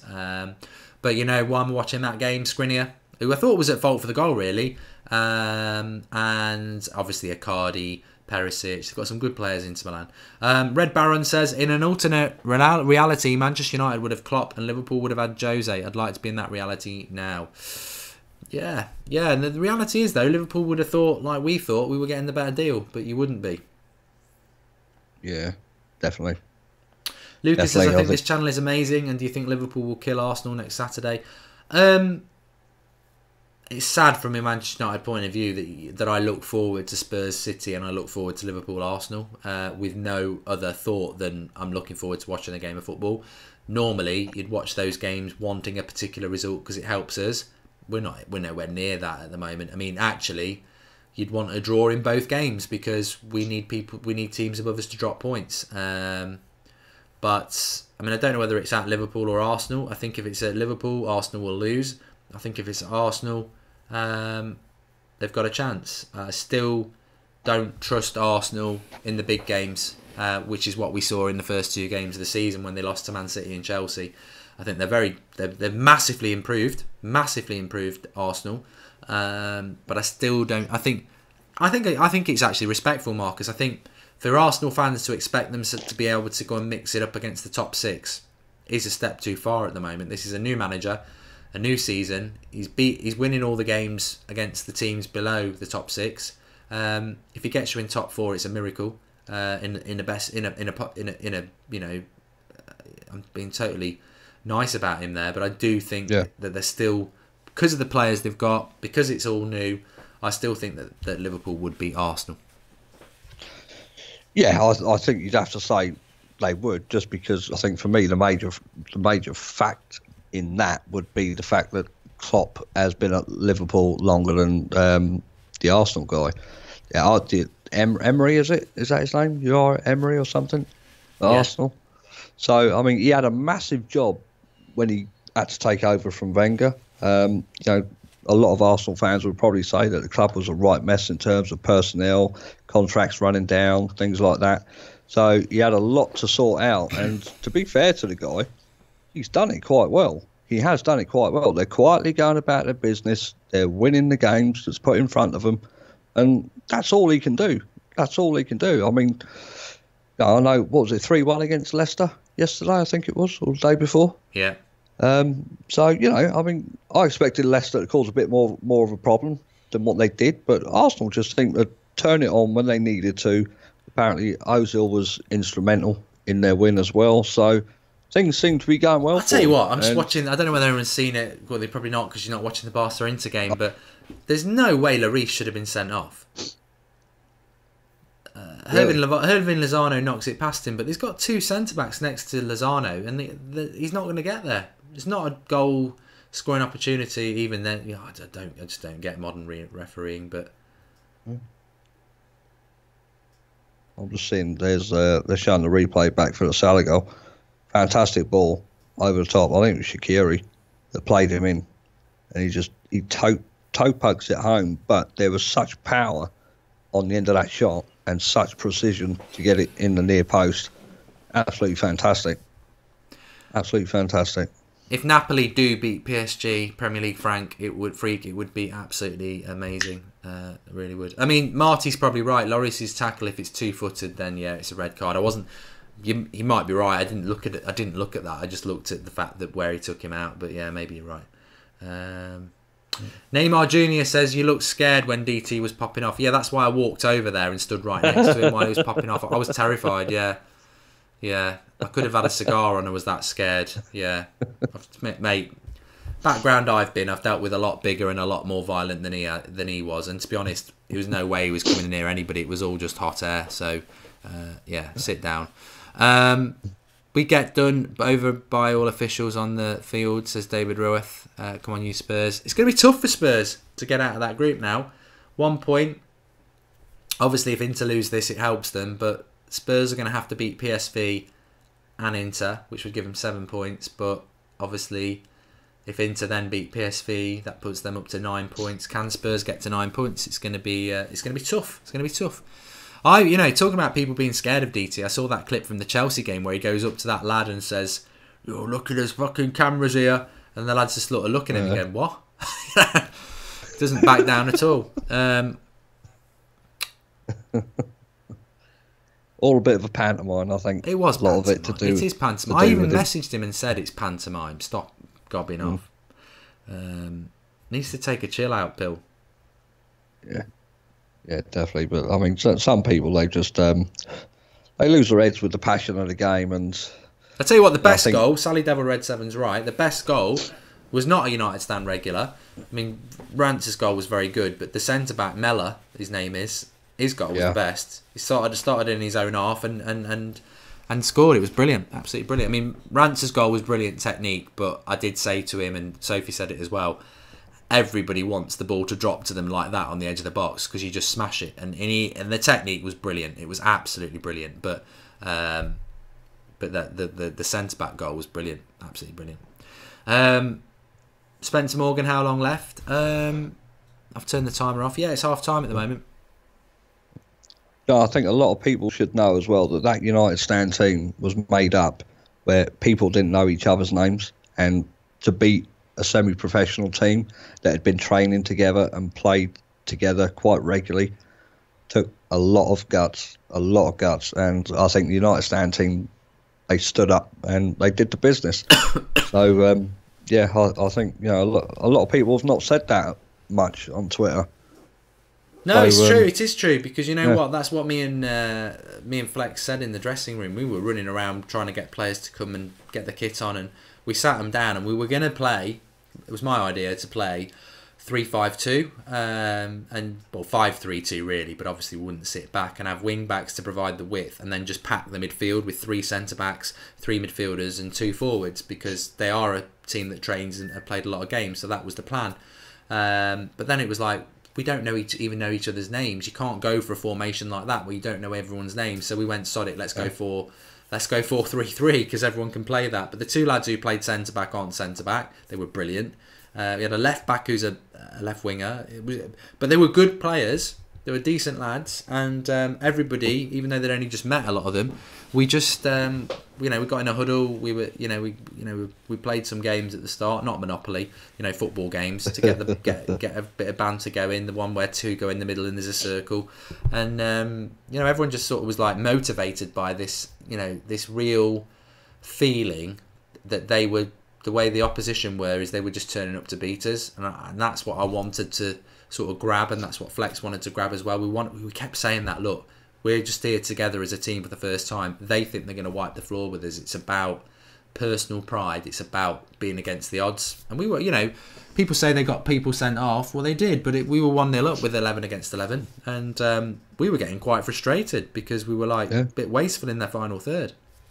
So and like you've mentioned a few times as well, it could have quite easily been 4 or 5 at half time, and the goal they scored is just a lack of concentration, I think, really. Definitely. Everyone just shut off, didn't they, for a couple of seconds, and they got in and scored. But the United stand team, they came back and got the third and finished the game off. But when you got the opposition fighting amongst themselves, you've got them rattled. Yeah. So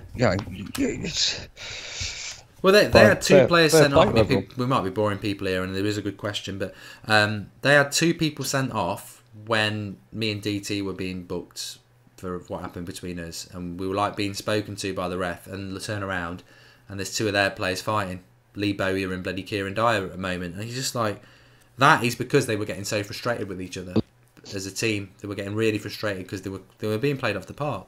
You know, I was playing in midfield, and I didn't even know who their midfield was because it was just long ball after long ball trying to catch us out on a 3G pitch where the ball doesn't hold up, and our goalkeeper was playing on the edge of his box because he was a decent keeper. You know, you're never going to catch us out with a long ball over the top.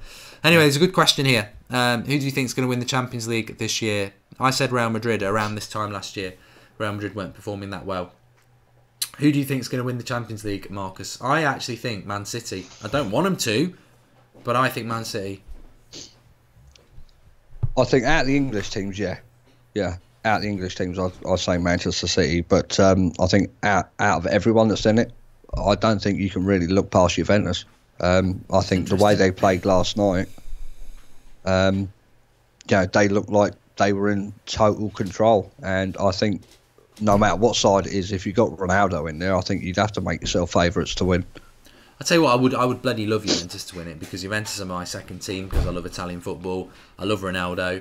And I'd love an Italian club to win the European Cup. It's not happened for a while, so I'd love that to happen, but I just got a feeling. The thing is, I said this about the Champions League last year. I was massively excited about it because it was so open. I think it's even more open this year because Real Madrid are not as good as they were. Barcelona are always capable of losing a game like they did against Roma. So yeah, I think it's wide open. I think a Premier League club could win it, but I would love Juventus to win it. I'd like that to happen. Joe Allen's made a contribution. He says, next time it kicks off with DT, can you wear the glasses? Sophie can play. Mourinho is in until the summer, guaranteed.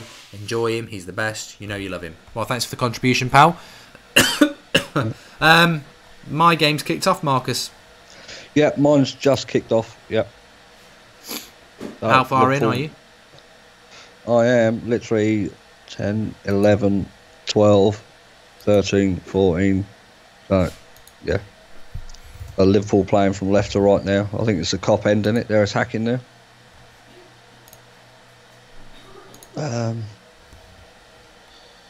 Yeah, Liverpool keeping the ball again. I mean, I think from Klopp's perspective, the game's it's done and dusted now. It's all over. They've done the job they needed to do in the first half. So hopefully get through the game without any injuries and without conceding, and happy days.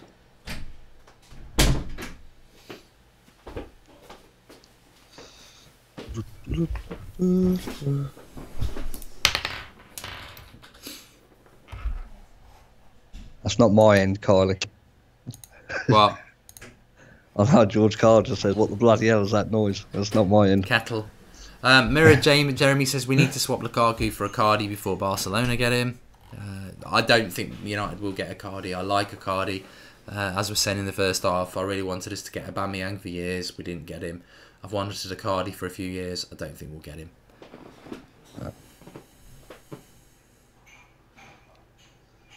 Marcus, nobody would blame you if you turn the Liverpool game off, mate. Watch one of the better games instead. It's fine, Ben. I don't mind. At least I know some of the players on the Liverpool team, because I don't watch much football, like I said, outside of the Premier League.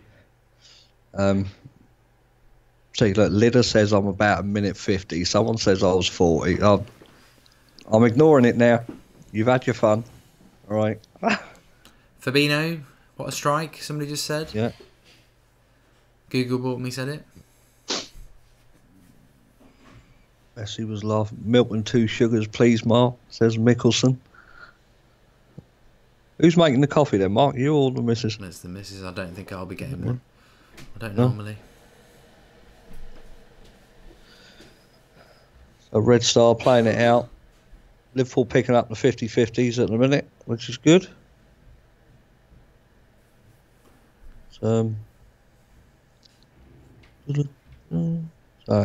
Out for a throw for Red Star. Marcus, am I on BT Sport? Yes, Gaza, I'm on BT Sport.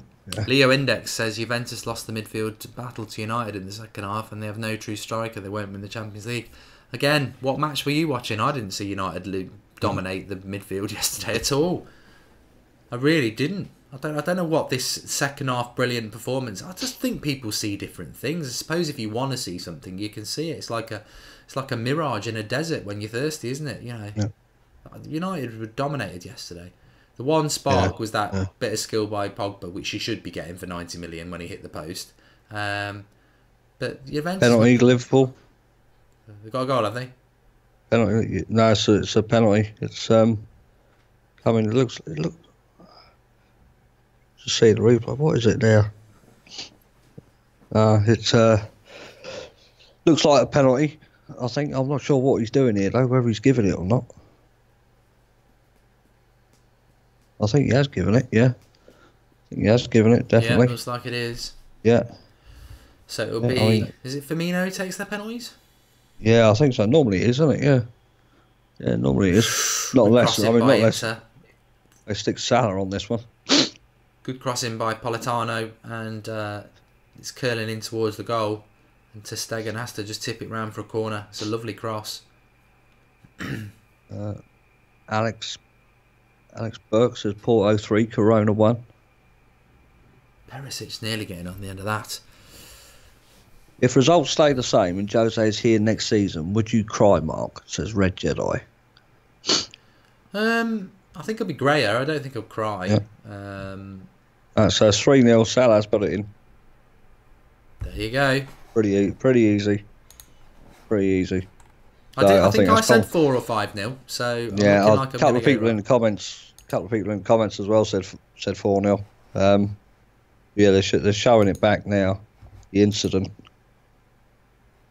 You know what? I mean, on first instance, I didn't think that was, but showing the replay now, I think it was the captain. Was that Mane? He brought down. Was it Mane? I think it was Mane that he brought down on the left-hand side. Whack, I'm not watching Liverpool. He says you used to slate people for watching Liverpool. I'm not watching them. Just over the bar there. Pushing it. I think that's pretty soft. I think that's a pretty soft penalty, to be honest. They're showing the replay. He's put the Red Star Belgrade captain has put his arm across, but to me, that's more like I don't know. It's 50-50 for me. It's not Stonewall. It's not a Stonewall penalty, not at all. Oh, Inter are all over him at the moment. Barcelona. Bollocks. Coco Jordan says, who would you rather take, Kane or Icardi? I'd take Kane. Yeah, I think because he's Premier League proven, you'd have to, wouldn't you? Yeah, I'll take Kane. I wouldn't mind. I wouldn't mind any. Sam Walsh says, "What did Robbie say? What did FTD? I don't know what he's on about there." Karen says, if Red Star score a goal, I win €445. So I hope they score, mate. Well, the last person who said that was when we were watching Spurs Barcelona a few weeks ago, and they needed both teams to score, and as soon as within a minute of it, Kane scored. Sally says either at the moment, Marcus. I'll tell you what, why not? Let's be greedy, Sally. Let's take them both, innit? I think we need all the help we can get. This ref is crap. This is what irritates me about Barcelona matches. This referee is awful. There was a foul where Piqué threw his arm out, and they gave it to Inter, and then we just had it there where he's fouled. He's gone down on the floor and picked the ball up, and the ref said handball. You know, because he's been definitely favouring Inter, definitely favouring Barca, and we see that year in, year out.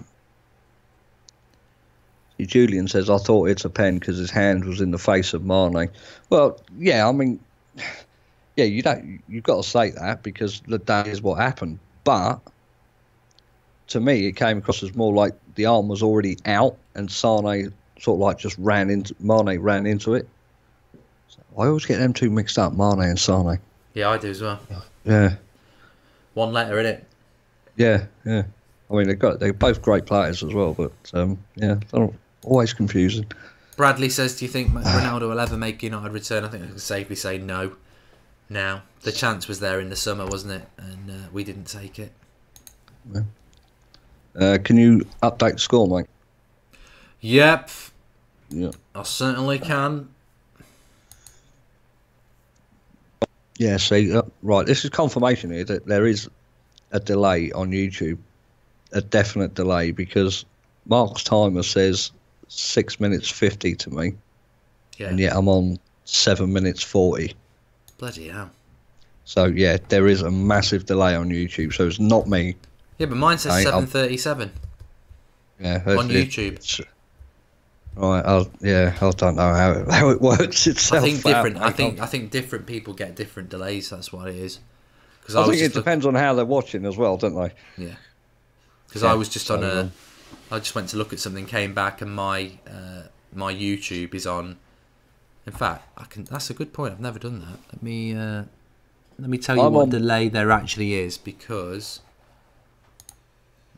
it seems like my timer is on par with you, but it's not on par. It's like Liam Goodwin says that his timer says 8 minutes 20. But on mine, yours is just literally hit 7 minutes 40. So mine's 8:30, right, on YouTube. Yeah. But my stream, my actual, is 9:05.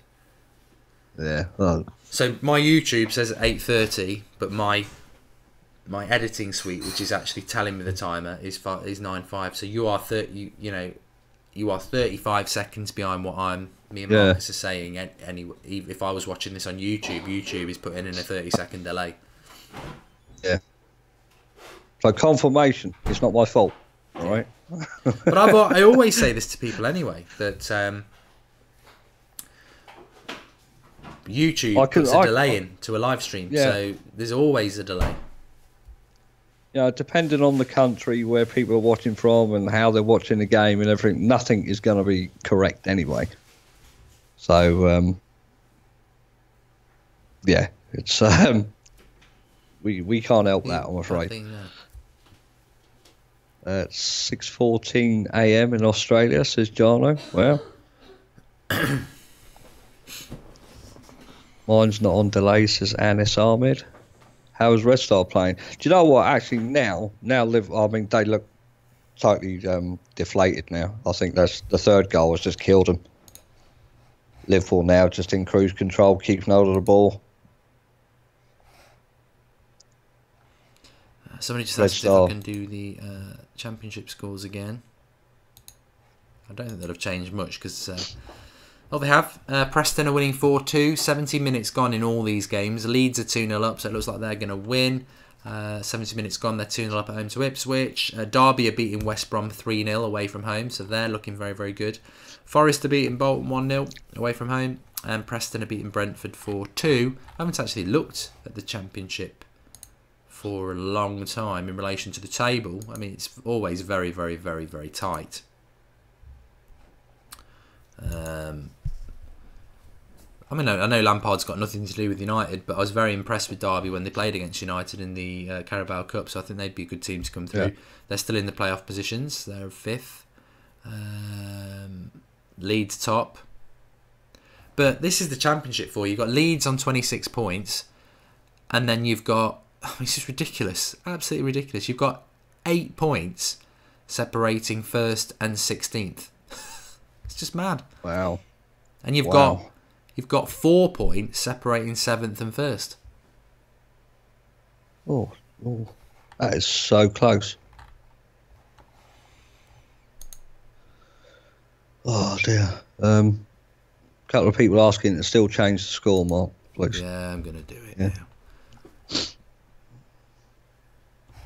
Shinji Kagawa says the Fergie and Ronaldo photo taken yesterday was great to see and the true picture of the club. Yeah, thanks for the contribution, pal. Yeah, it was nice to see that. Look, Ronaldo's got a lot of love for Sir Alex Ferguson. He always has had it. But I said this last night. We both commented on it that people talk about the return of Ronaldo, but there's no players there that were there when he was there. The manager's not the same. The coaching staff's not the same. So he's coming back, obviously, but his only real connection is I used to play in this stadium, and these are the fans I used to play for.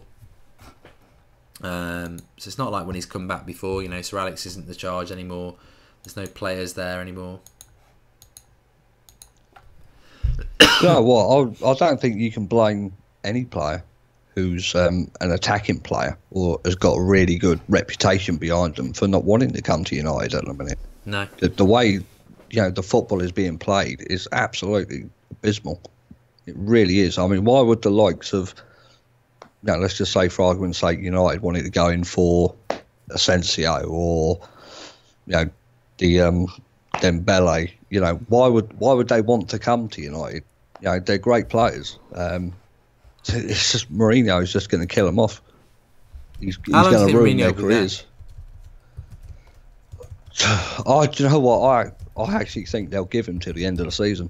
I really do. As much as I don't want him there, I think it's looking more and more likely. The results that have happened in the last few weeks, and Woodward and the board coming out basically, and Mourinho himself basically saying his job's safe. I think that says a lot. And I think he'll probably be there until the end of the season.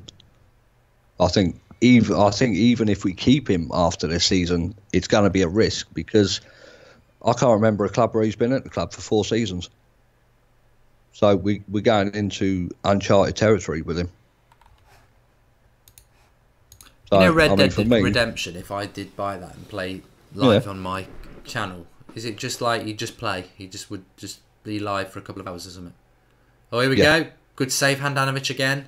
Mistake there by Inter Milan. The cross comes in. Their defender, for some reason, heads it back across the 6-yard box. And Longley really should score. He's on the edge of the 6-yard box. And keeper saves it. If he blasts it, it's in. He just doesn't connect well. So Handanovic has made a few good saves in this. Yeah, go on. Sorry, pal. Yeah, so it's basically, like I say, it's just going to be single player when it releases. So, yeah, you just go through the story, but you can actually do whatever you like. As from what I've read, there's a lot of missions where you can go and rob hideouts and take on other Western gangs, and you can do outlaw missions. You can do horse racing. There's loads of stuff. There is loads and loads of content that you can do in this game. Yeah, looking forward to it. Yeah. But and when it goes online, how does that work then? It'll just be an update for the game. And then there's just loads of cowboys out there. Yeah. It's basically like you'll see your guy on your screen, and you'll be able to do the same thing with friends, like go and do outlaw missions and gang hideouts. You'll be able to do in GTA they called it heists, where you just go and rob things, and it'll be like, what's the word, free roam, I think it is. Free roam MVP. So you can fight other people. Yeah, of course you can. Yeah, there'll be different game modes like your team deathmatch and probably stuff like King of the Hill, and there'll be horse racing online. I think in the last Red Dead, me and a few mates, we used to just sit in this bar and just play poker and play cards and stuff. Oh, cool. So it's a really good game, mate. Honestly, really good game. Might have to give that a bit of a go on Mark Goldbridge for a bit of laugh, bit of Western, Get off your horse and drink your milk. Bit of John Wayne. Sounds a bit more like Wayne Sleep, but there we go. But the game is absolutely huge. There is loads you can do with it. And like a couple of comments said earlier, 60+ hours in a campaign, that's unheard of these days. Absolutely unheard of. But there's like, I think there was you can play like horseshoes. You used to be able to play a horseshoe game in the first one, where you chuck a horseshoe in like some nail in the ground and try and hook it on and stuff. So it was amazing, honestly, absolutely amazing game. Well, I'll give it a go on my channel. We'll see how it goes.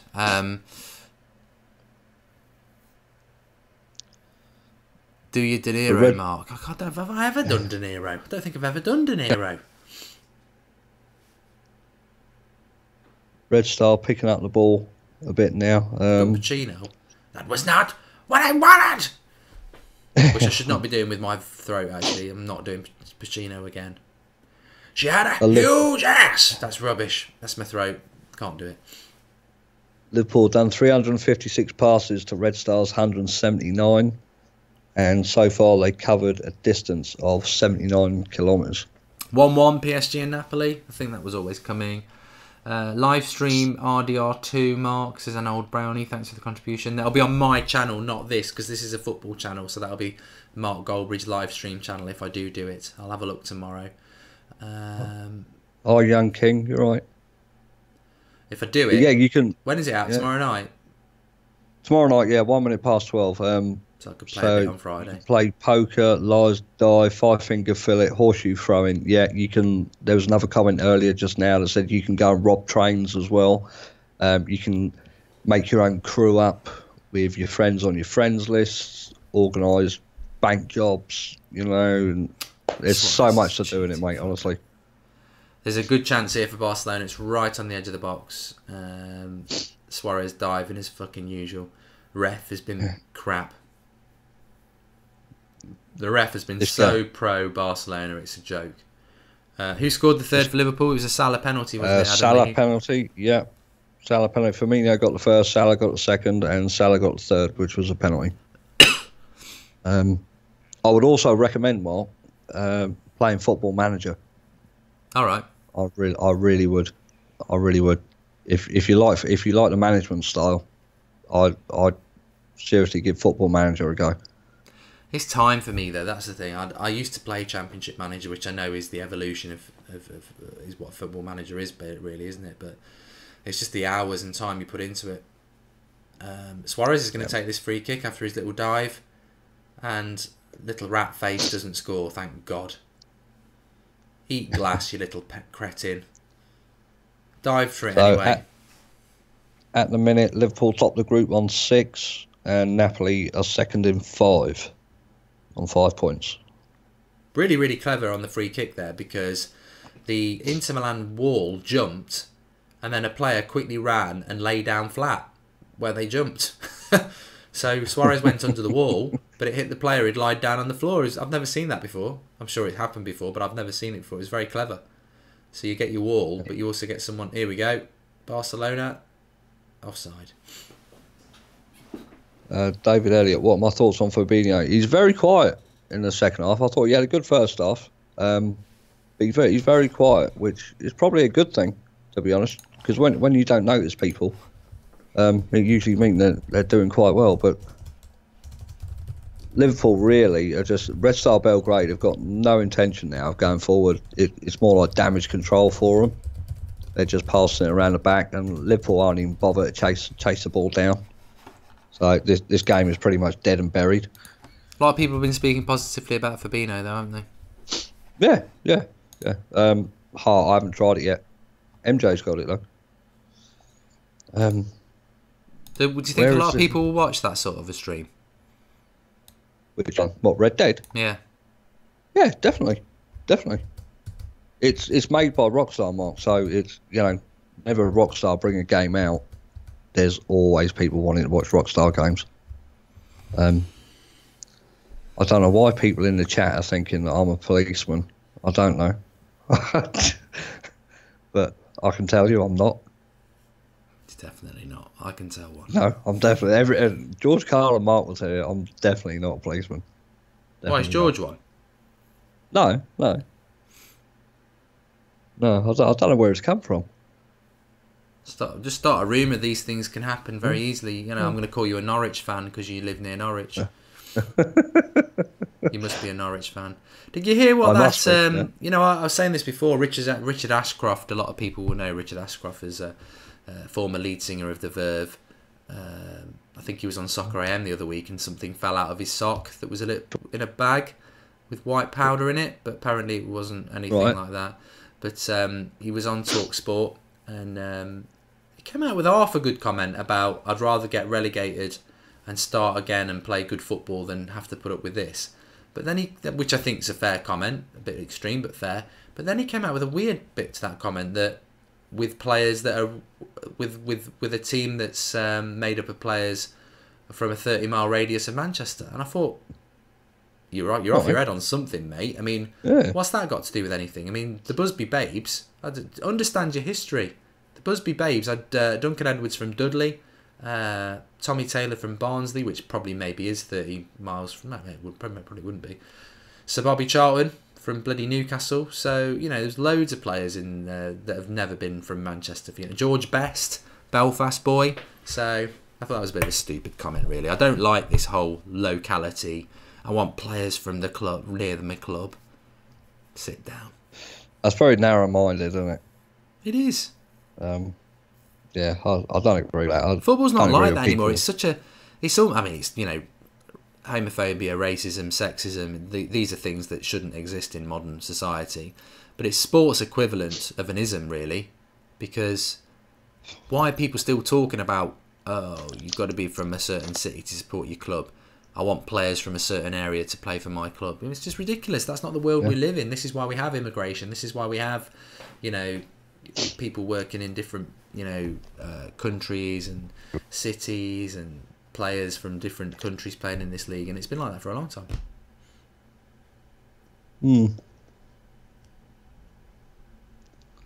So just had a first substitution for Liverpool about a minute ago. Sakiri came off and Lallana came on. Marcus, oh, hold on. I'm going to have to pop off for about 20 minutes in a minute, but I'll be back for the last couple of minutes. But Barcelona on the attack, Suarez, headed, Handanovic. For a player with bar for Barcelona, Suarez over. For a goalkeeper with hand in it, he doesn't half use his bloody hands a lot. Patacate goalkeeper. He doesn't ever catch it. Everything at him, he palms it away. Barcelona at the bar there, and Suarez forcing a save from Handanovic, but he could have caught. Liverpool quite content to play it back to the goalkeeper from the halfway line now. That's how dead the game is now after that third goal. Remember, subscribe to the channel if you're new. Bottom right hand corner, help us on that road to 50k, 1,000 subscribers. That would be absolutely amazing. I really, really have enjoyed tonight again. It's been great actually having two games on the go, because you covered 2 games, but also you've got little different things that are going on, and obviously all the group chat as well. I'm going to leave you with Marcus for the next 15 minutes or so, and I'll be back. I've just got to pop out and do something. So I'll leave you to it, Marcus, and I'll be back in a few minutes' time. Thank you. Yeah, no worries. No worries. Go for it. He has better hands than Joe Hart, says Aidan Maynard. Glenn Nia says who scored. So Firmino got the first, Salah got the second, and then Salah got the third from a penalty kick. Right, so seeing as it's just us for the last 15-20 minutes, let's have some fun, isn't it? So Jared, Lukaku's going to stay around like a bad smell, says Neymar. I think he's going to be here for the long term, even though that's probably a bad decision. But yeah, Mark will be back 10-15 minutes. 10-15 minutes. Would you like Ramsey as a January potential buy, Amish? Do you know what? I think Ramsey as an option off the bench. Do you know what? We could do worse. Andy, I do have an Xbox and a PS4. Do I like Arsenal? Not really. I don't really like them. I like how they play football, but I don't like them like that. You know. Marcus, what was the last case I cracked? I think it was the case where DT was trying to get out of Mark's pocket, and I finally found him. So yeah. Mark has a guilty conscience and heard Mark says go around away. Would I rather keep Lukaku or keep Jose, says Red Jedi? I'd rather keep Lukaku. So Lallana's just put in a very hefty challenge on the Red Star Belgrade centre forward. And yeah, just swiped him out completely. Hello, Mark's disappeared like most of the United team this season. Yep, totally agree. Why did we spend 50 million on Fred? You know what? I didn't tweet. I was talking to Mark about it. You know, it's pretty clear that Jose does not trust the players that he's got on his bench whatsoever. Mr. Silas, no, we can't talk about that, I'm afraid. PS4, Marcus, should I wait for Red Dead Redemption for Black Friday? Do you know what? I don't think I don't think it'll be that much of a price difference, mate. To be honest, because it's coming out so soon, and I don't think they probably drop the price of that. Probably be lucky to drop it about £5, if that. Would you rather have Morata or Lukaku? I wanted Morata. Because Mourinho knows Morata from the Madrid days. Is there footage of the whole game against the Arsenal fan TV, says Alec. Yeah, there is. There is on my channel, but it's in portrait mode, I'm afraid, because I didn't know how to change the settings on my phone. But yeah, on my channel there is. Yeah, definitely. Marcus, be honest, did Mark force you to watch the Liverpool game, says Louise? No, not really. I didn't know we were going to be doing 2 games. I knew we was going to be doing the Liverpool game. I didn't know Mark was going to be doing the Barcelona game. That's why I said to Mark earlier, I must have missed the memo and the email about it. But this is the first time it's happened tonight, so I think it's gone quite well. Alex says Dortmund are 2-0 up. Cool. Who scored then, Alex? And apparently John Allen and Phil says Guerrero and Maloney says there's a penalty to Liverpool. Do I think Fulham will stay up, says James? Yeah, I think so, yeah. They've got quality. They have got quality in their team. Yep, so it's a penalty to Liverpool. Jovicic, if that's his name. Has got a yellow card for it. Branko Jovicic.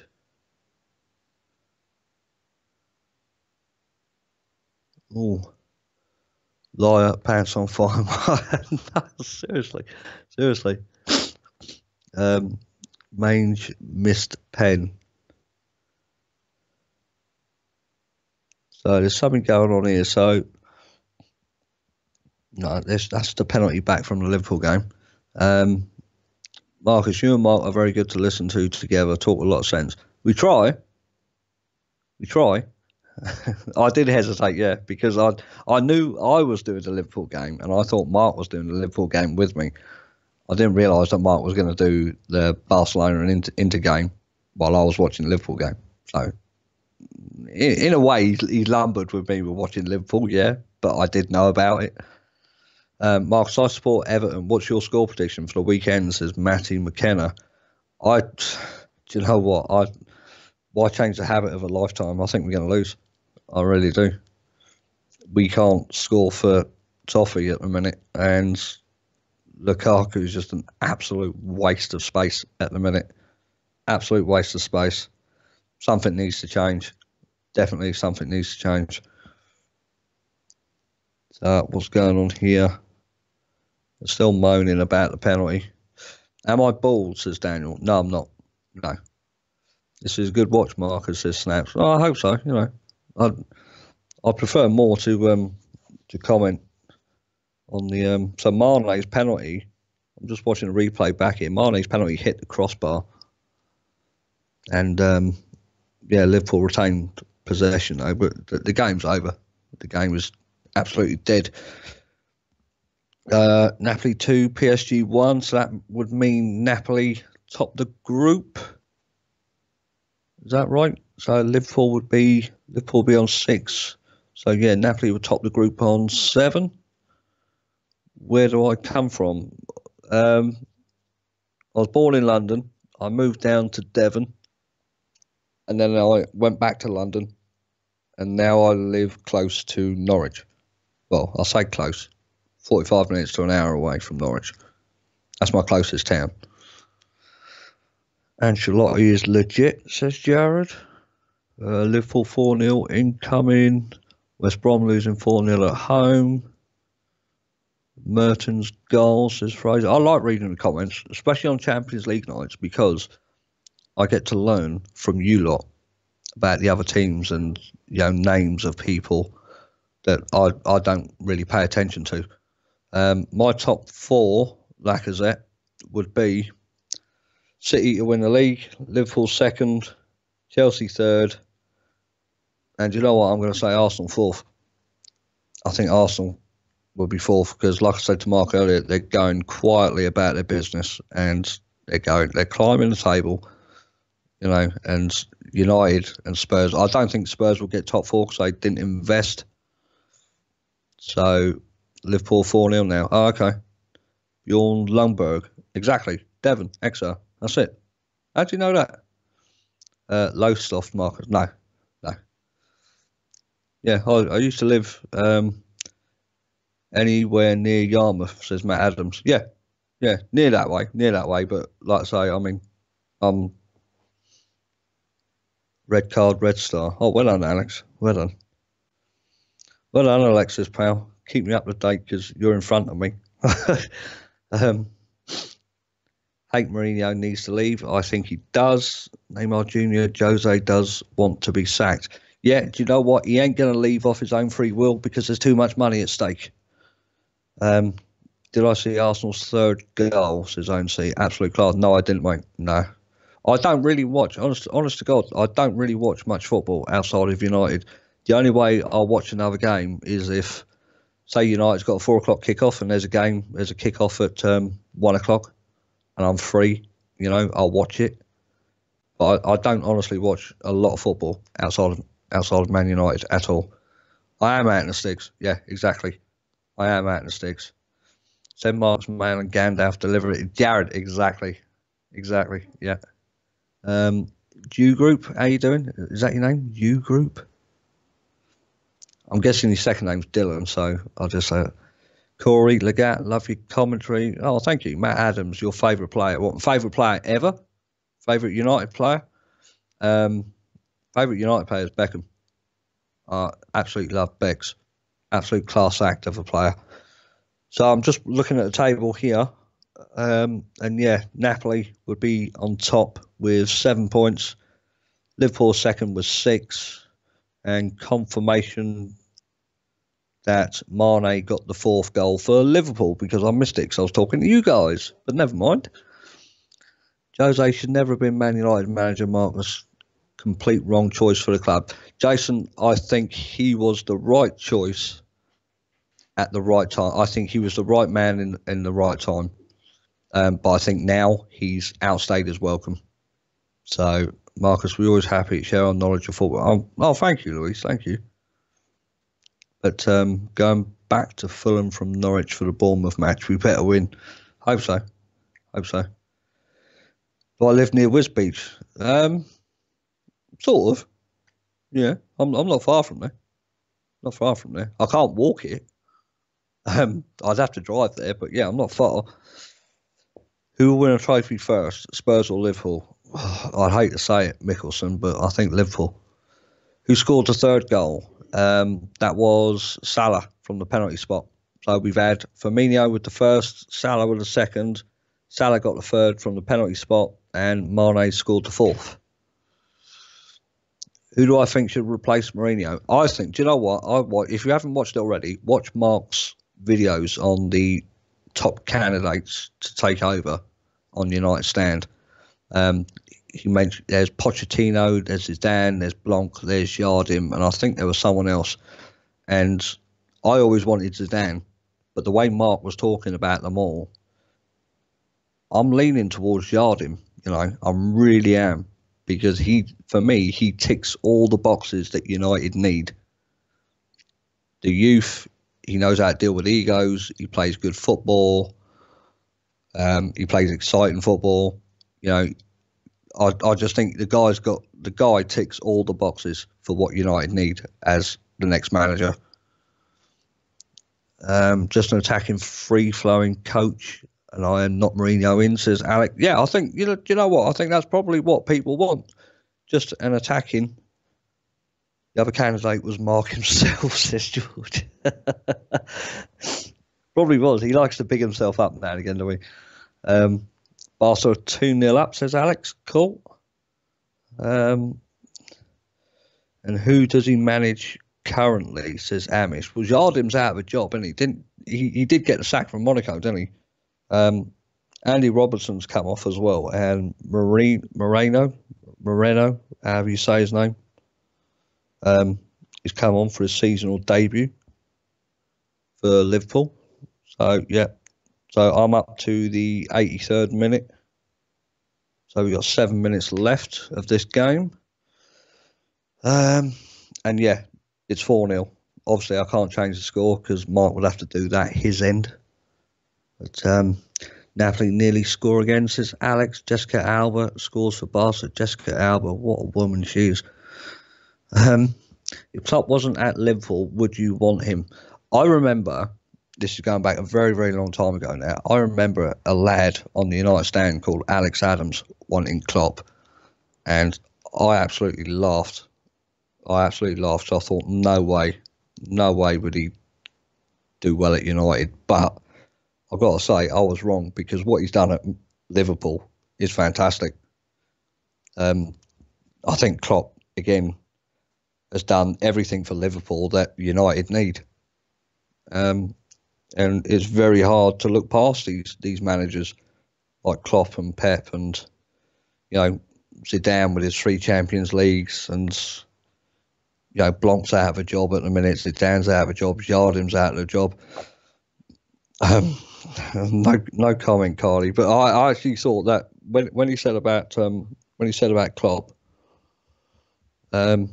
yeah, I heard Klopp had offers to go to United years ago, but he refused. Oh, really? Really? You sound like you could fix my car, but you'll have to order the part. Lukaku, 100 million, Lacazette and Aubameyang, 100 million. What a joke. Yeah. I mean, it's just bad business, isn't it? It's bad business sense.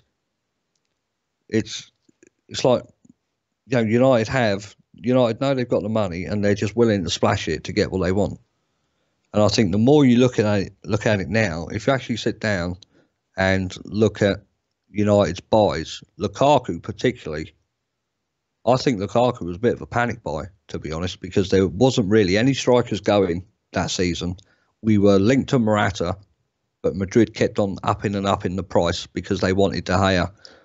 And I think because Mourinho knew he wanted a striker, he probably said to Woodward, look, Lukaku's available for the right price. Just go and get him because I need a striker. That's my thoughts on that.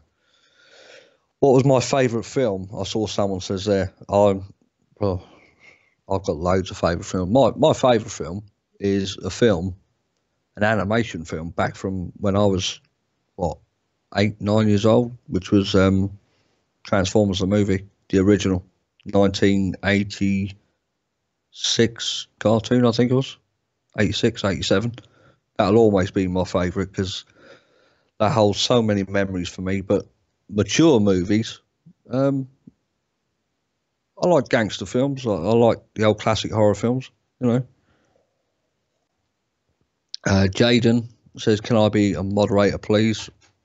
Probably not, mate. Not in a minute. Lukaku and Sanchez were both awful buys. Could have bought like 5 high potential players instead for much less. Yakov, exactly. We paid all that money, right, for those 2, and they are probably at the minute the worst 2 in the team.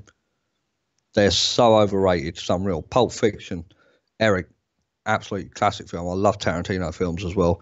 Goodfellas, Godfather, anything with De Niro, Al Pacino in it, I'll watch. I think Robert De Niro's absolutely class act. I love a film called Heat with De Niro, Pacino, Val Kilmer.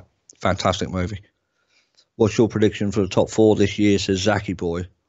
I said that earlier, didn't I? I think it was Man City, Liverpool, Chelsea and Arsenal. 1986. Marcus is still one of the best films I've ever seen with you on that, Marcus. Optimus Prime. It does, Jason. Yeah, it still gets. I'm nearly 40 years old, right? It still gets me. I will always skip that bit. Where he dies because it just brings a tear to my eye. It really does. How did I meet Mark? On email. Raging Bull. Yeah, fantastic film. Yeah, Raging Bull. Magnificent Seven. Yeah.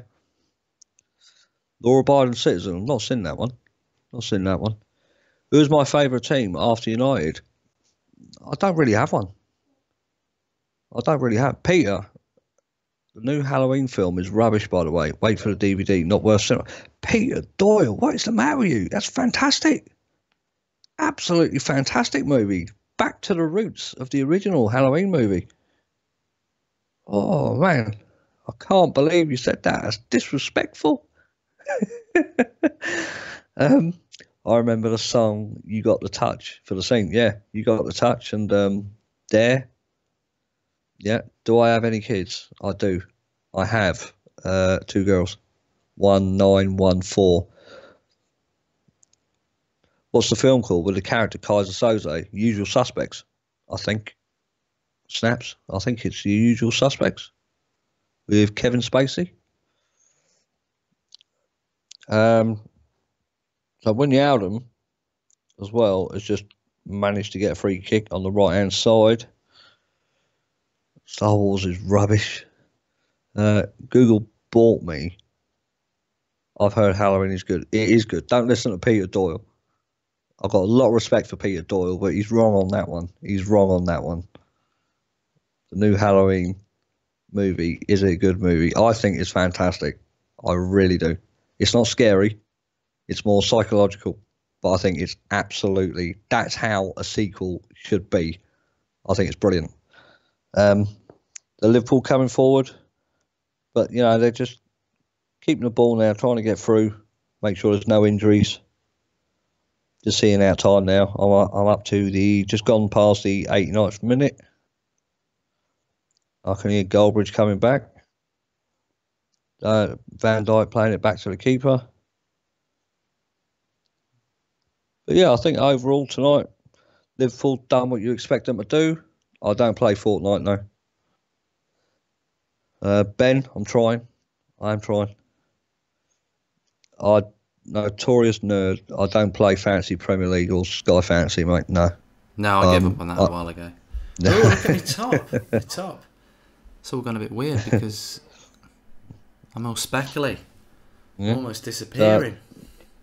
Liverpool 4-0 up, mate. Mane with the 4th. Yeah, 2-0 Barcelona as well. Yeah. I was looking at the championship scores, actually.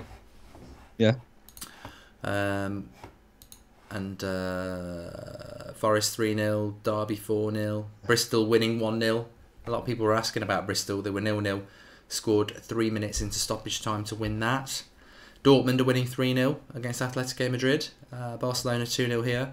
Liverpool 4-0. Napoli have taken the lead again against PSG. It's 2-1 there. Galatasaray 0-0, Schalke. So, yeah, good. Do what you had to do, mate, did you? Went for a bath, yeah. Yeah. I'm in my pyjamas now.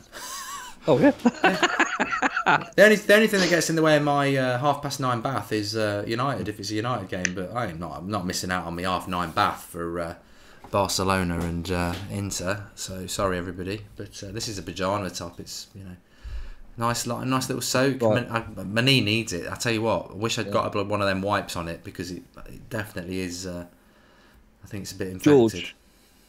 George, can you delete that PS4 comment there, Mike? Because I never said nothing. Absolutely nothing. So can you get rid of that? Snaps, one of you, get rid of it.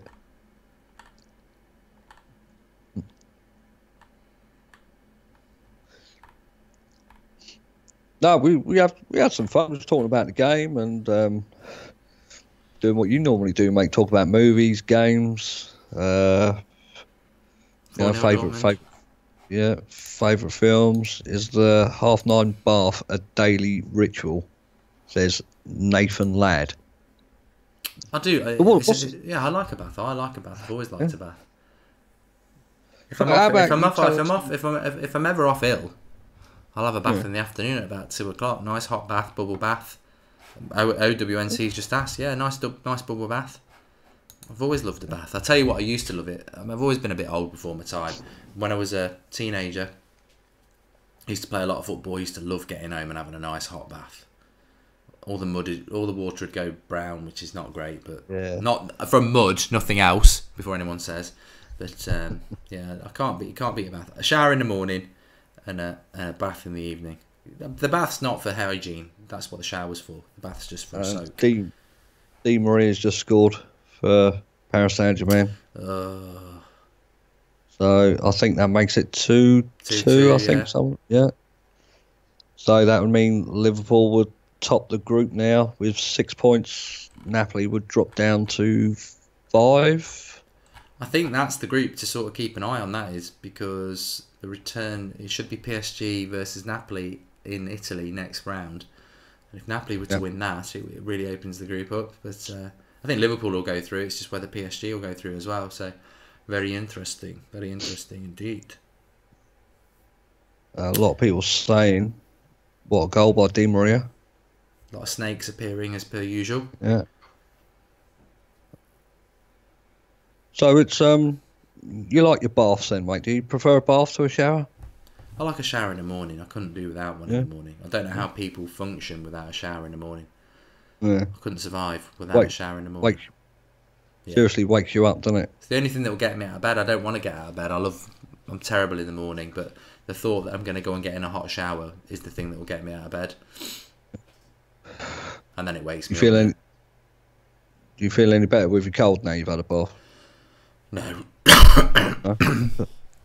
Not really. George Kyle loves showers. I bet you do, George, yeah? Golden showers. Yeah. Water sports. Jordi Alba scored the second goal. Oh, God. That was not good. So Liverpool game's over. Finished about a minute ago. Yeah, Barca game is over as well. Yeah, so Liverpool 4, Firmino with the first, Salah with the second, Salah with a penalty for the third, and Mane with fourth. I did say 4.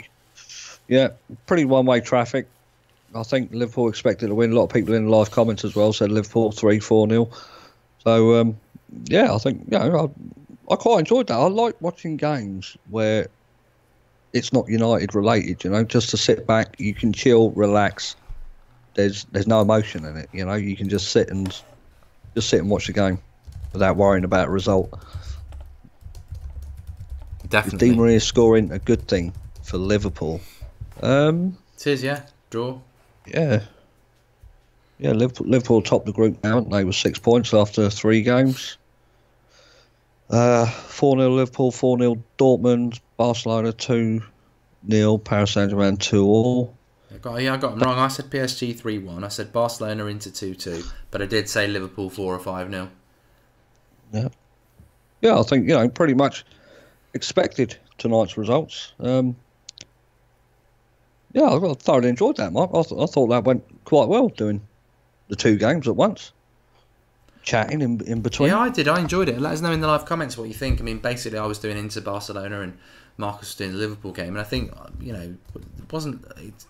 when it's not obvious what game to do, I think it's good that we can cover 2. So I quite liked that. So if people did like that, let us know in the comments. Drop a like on it and subscribe if you're new. But no, I enjoyed that. So had to obviously pop off for the last 20 minutes for a bath, but there we go. I've let my trade secret go now. But there we go. Now I know when you want me on. Yeah. I know what you're doing there. I'll just say, yeah, okay, you want your bath again? No problem. But I'd never do it for United. Never for United. How did Barca versus Inter end? Says Ryan. That was 2-0 Barca. Yeah. Lidder says, yeah, do it again. Sally said, do it again. Double watch-alongs, good idea. Loved the Soccer Saturday vibes. Good chat, enjoyed it. Cheers, thanks. Yeah, I think top job from you both. From a Liverpool fan, we must have done well if a Liverpool fan says top job.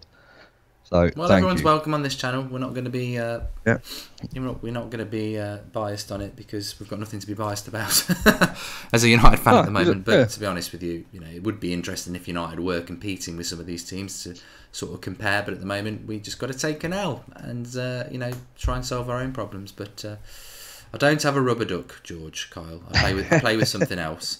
But Dortmund 4-0, yeah. And we will do it again, Adil. I think in 2 weeks' time, we'll do it again. Because, I love doing this because, like I said, I don't watch much football outside of United or the Premier League. So I learn from Mark about the players. I learn from you guys in the comments about players and teams. So for me, it's educational.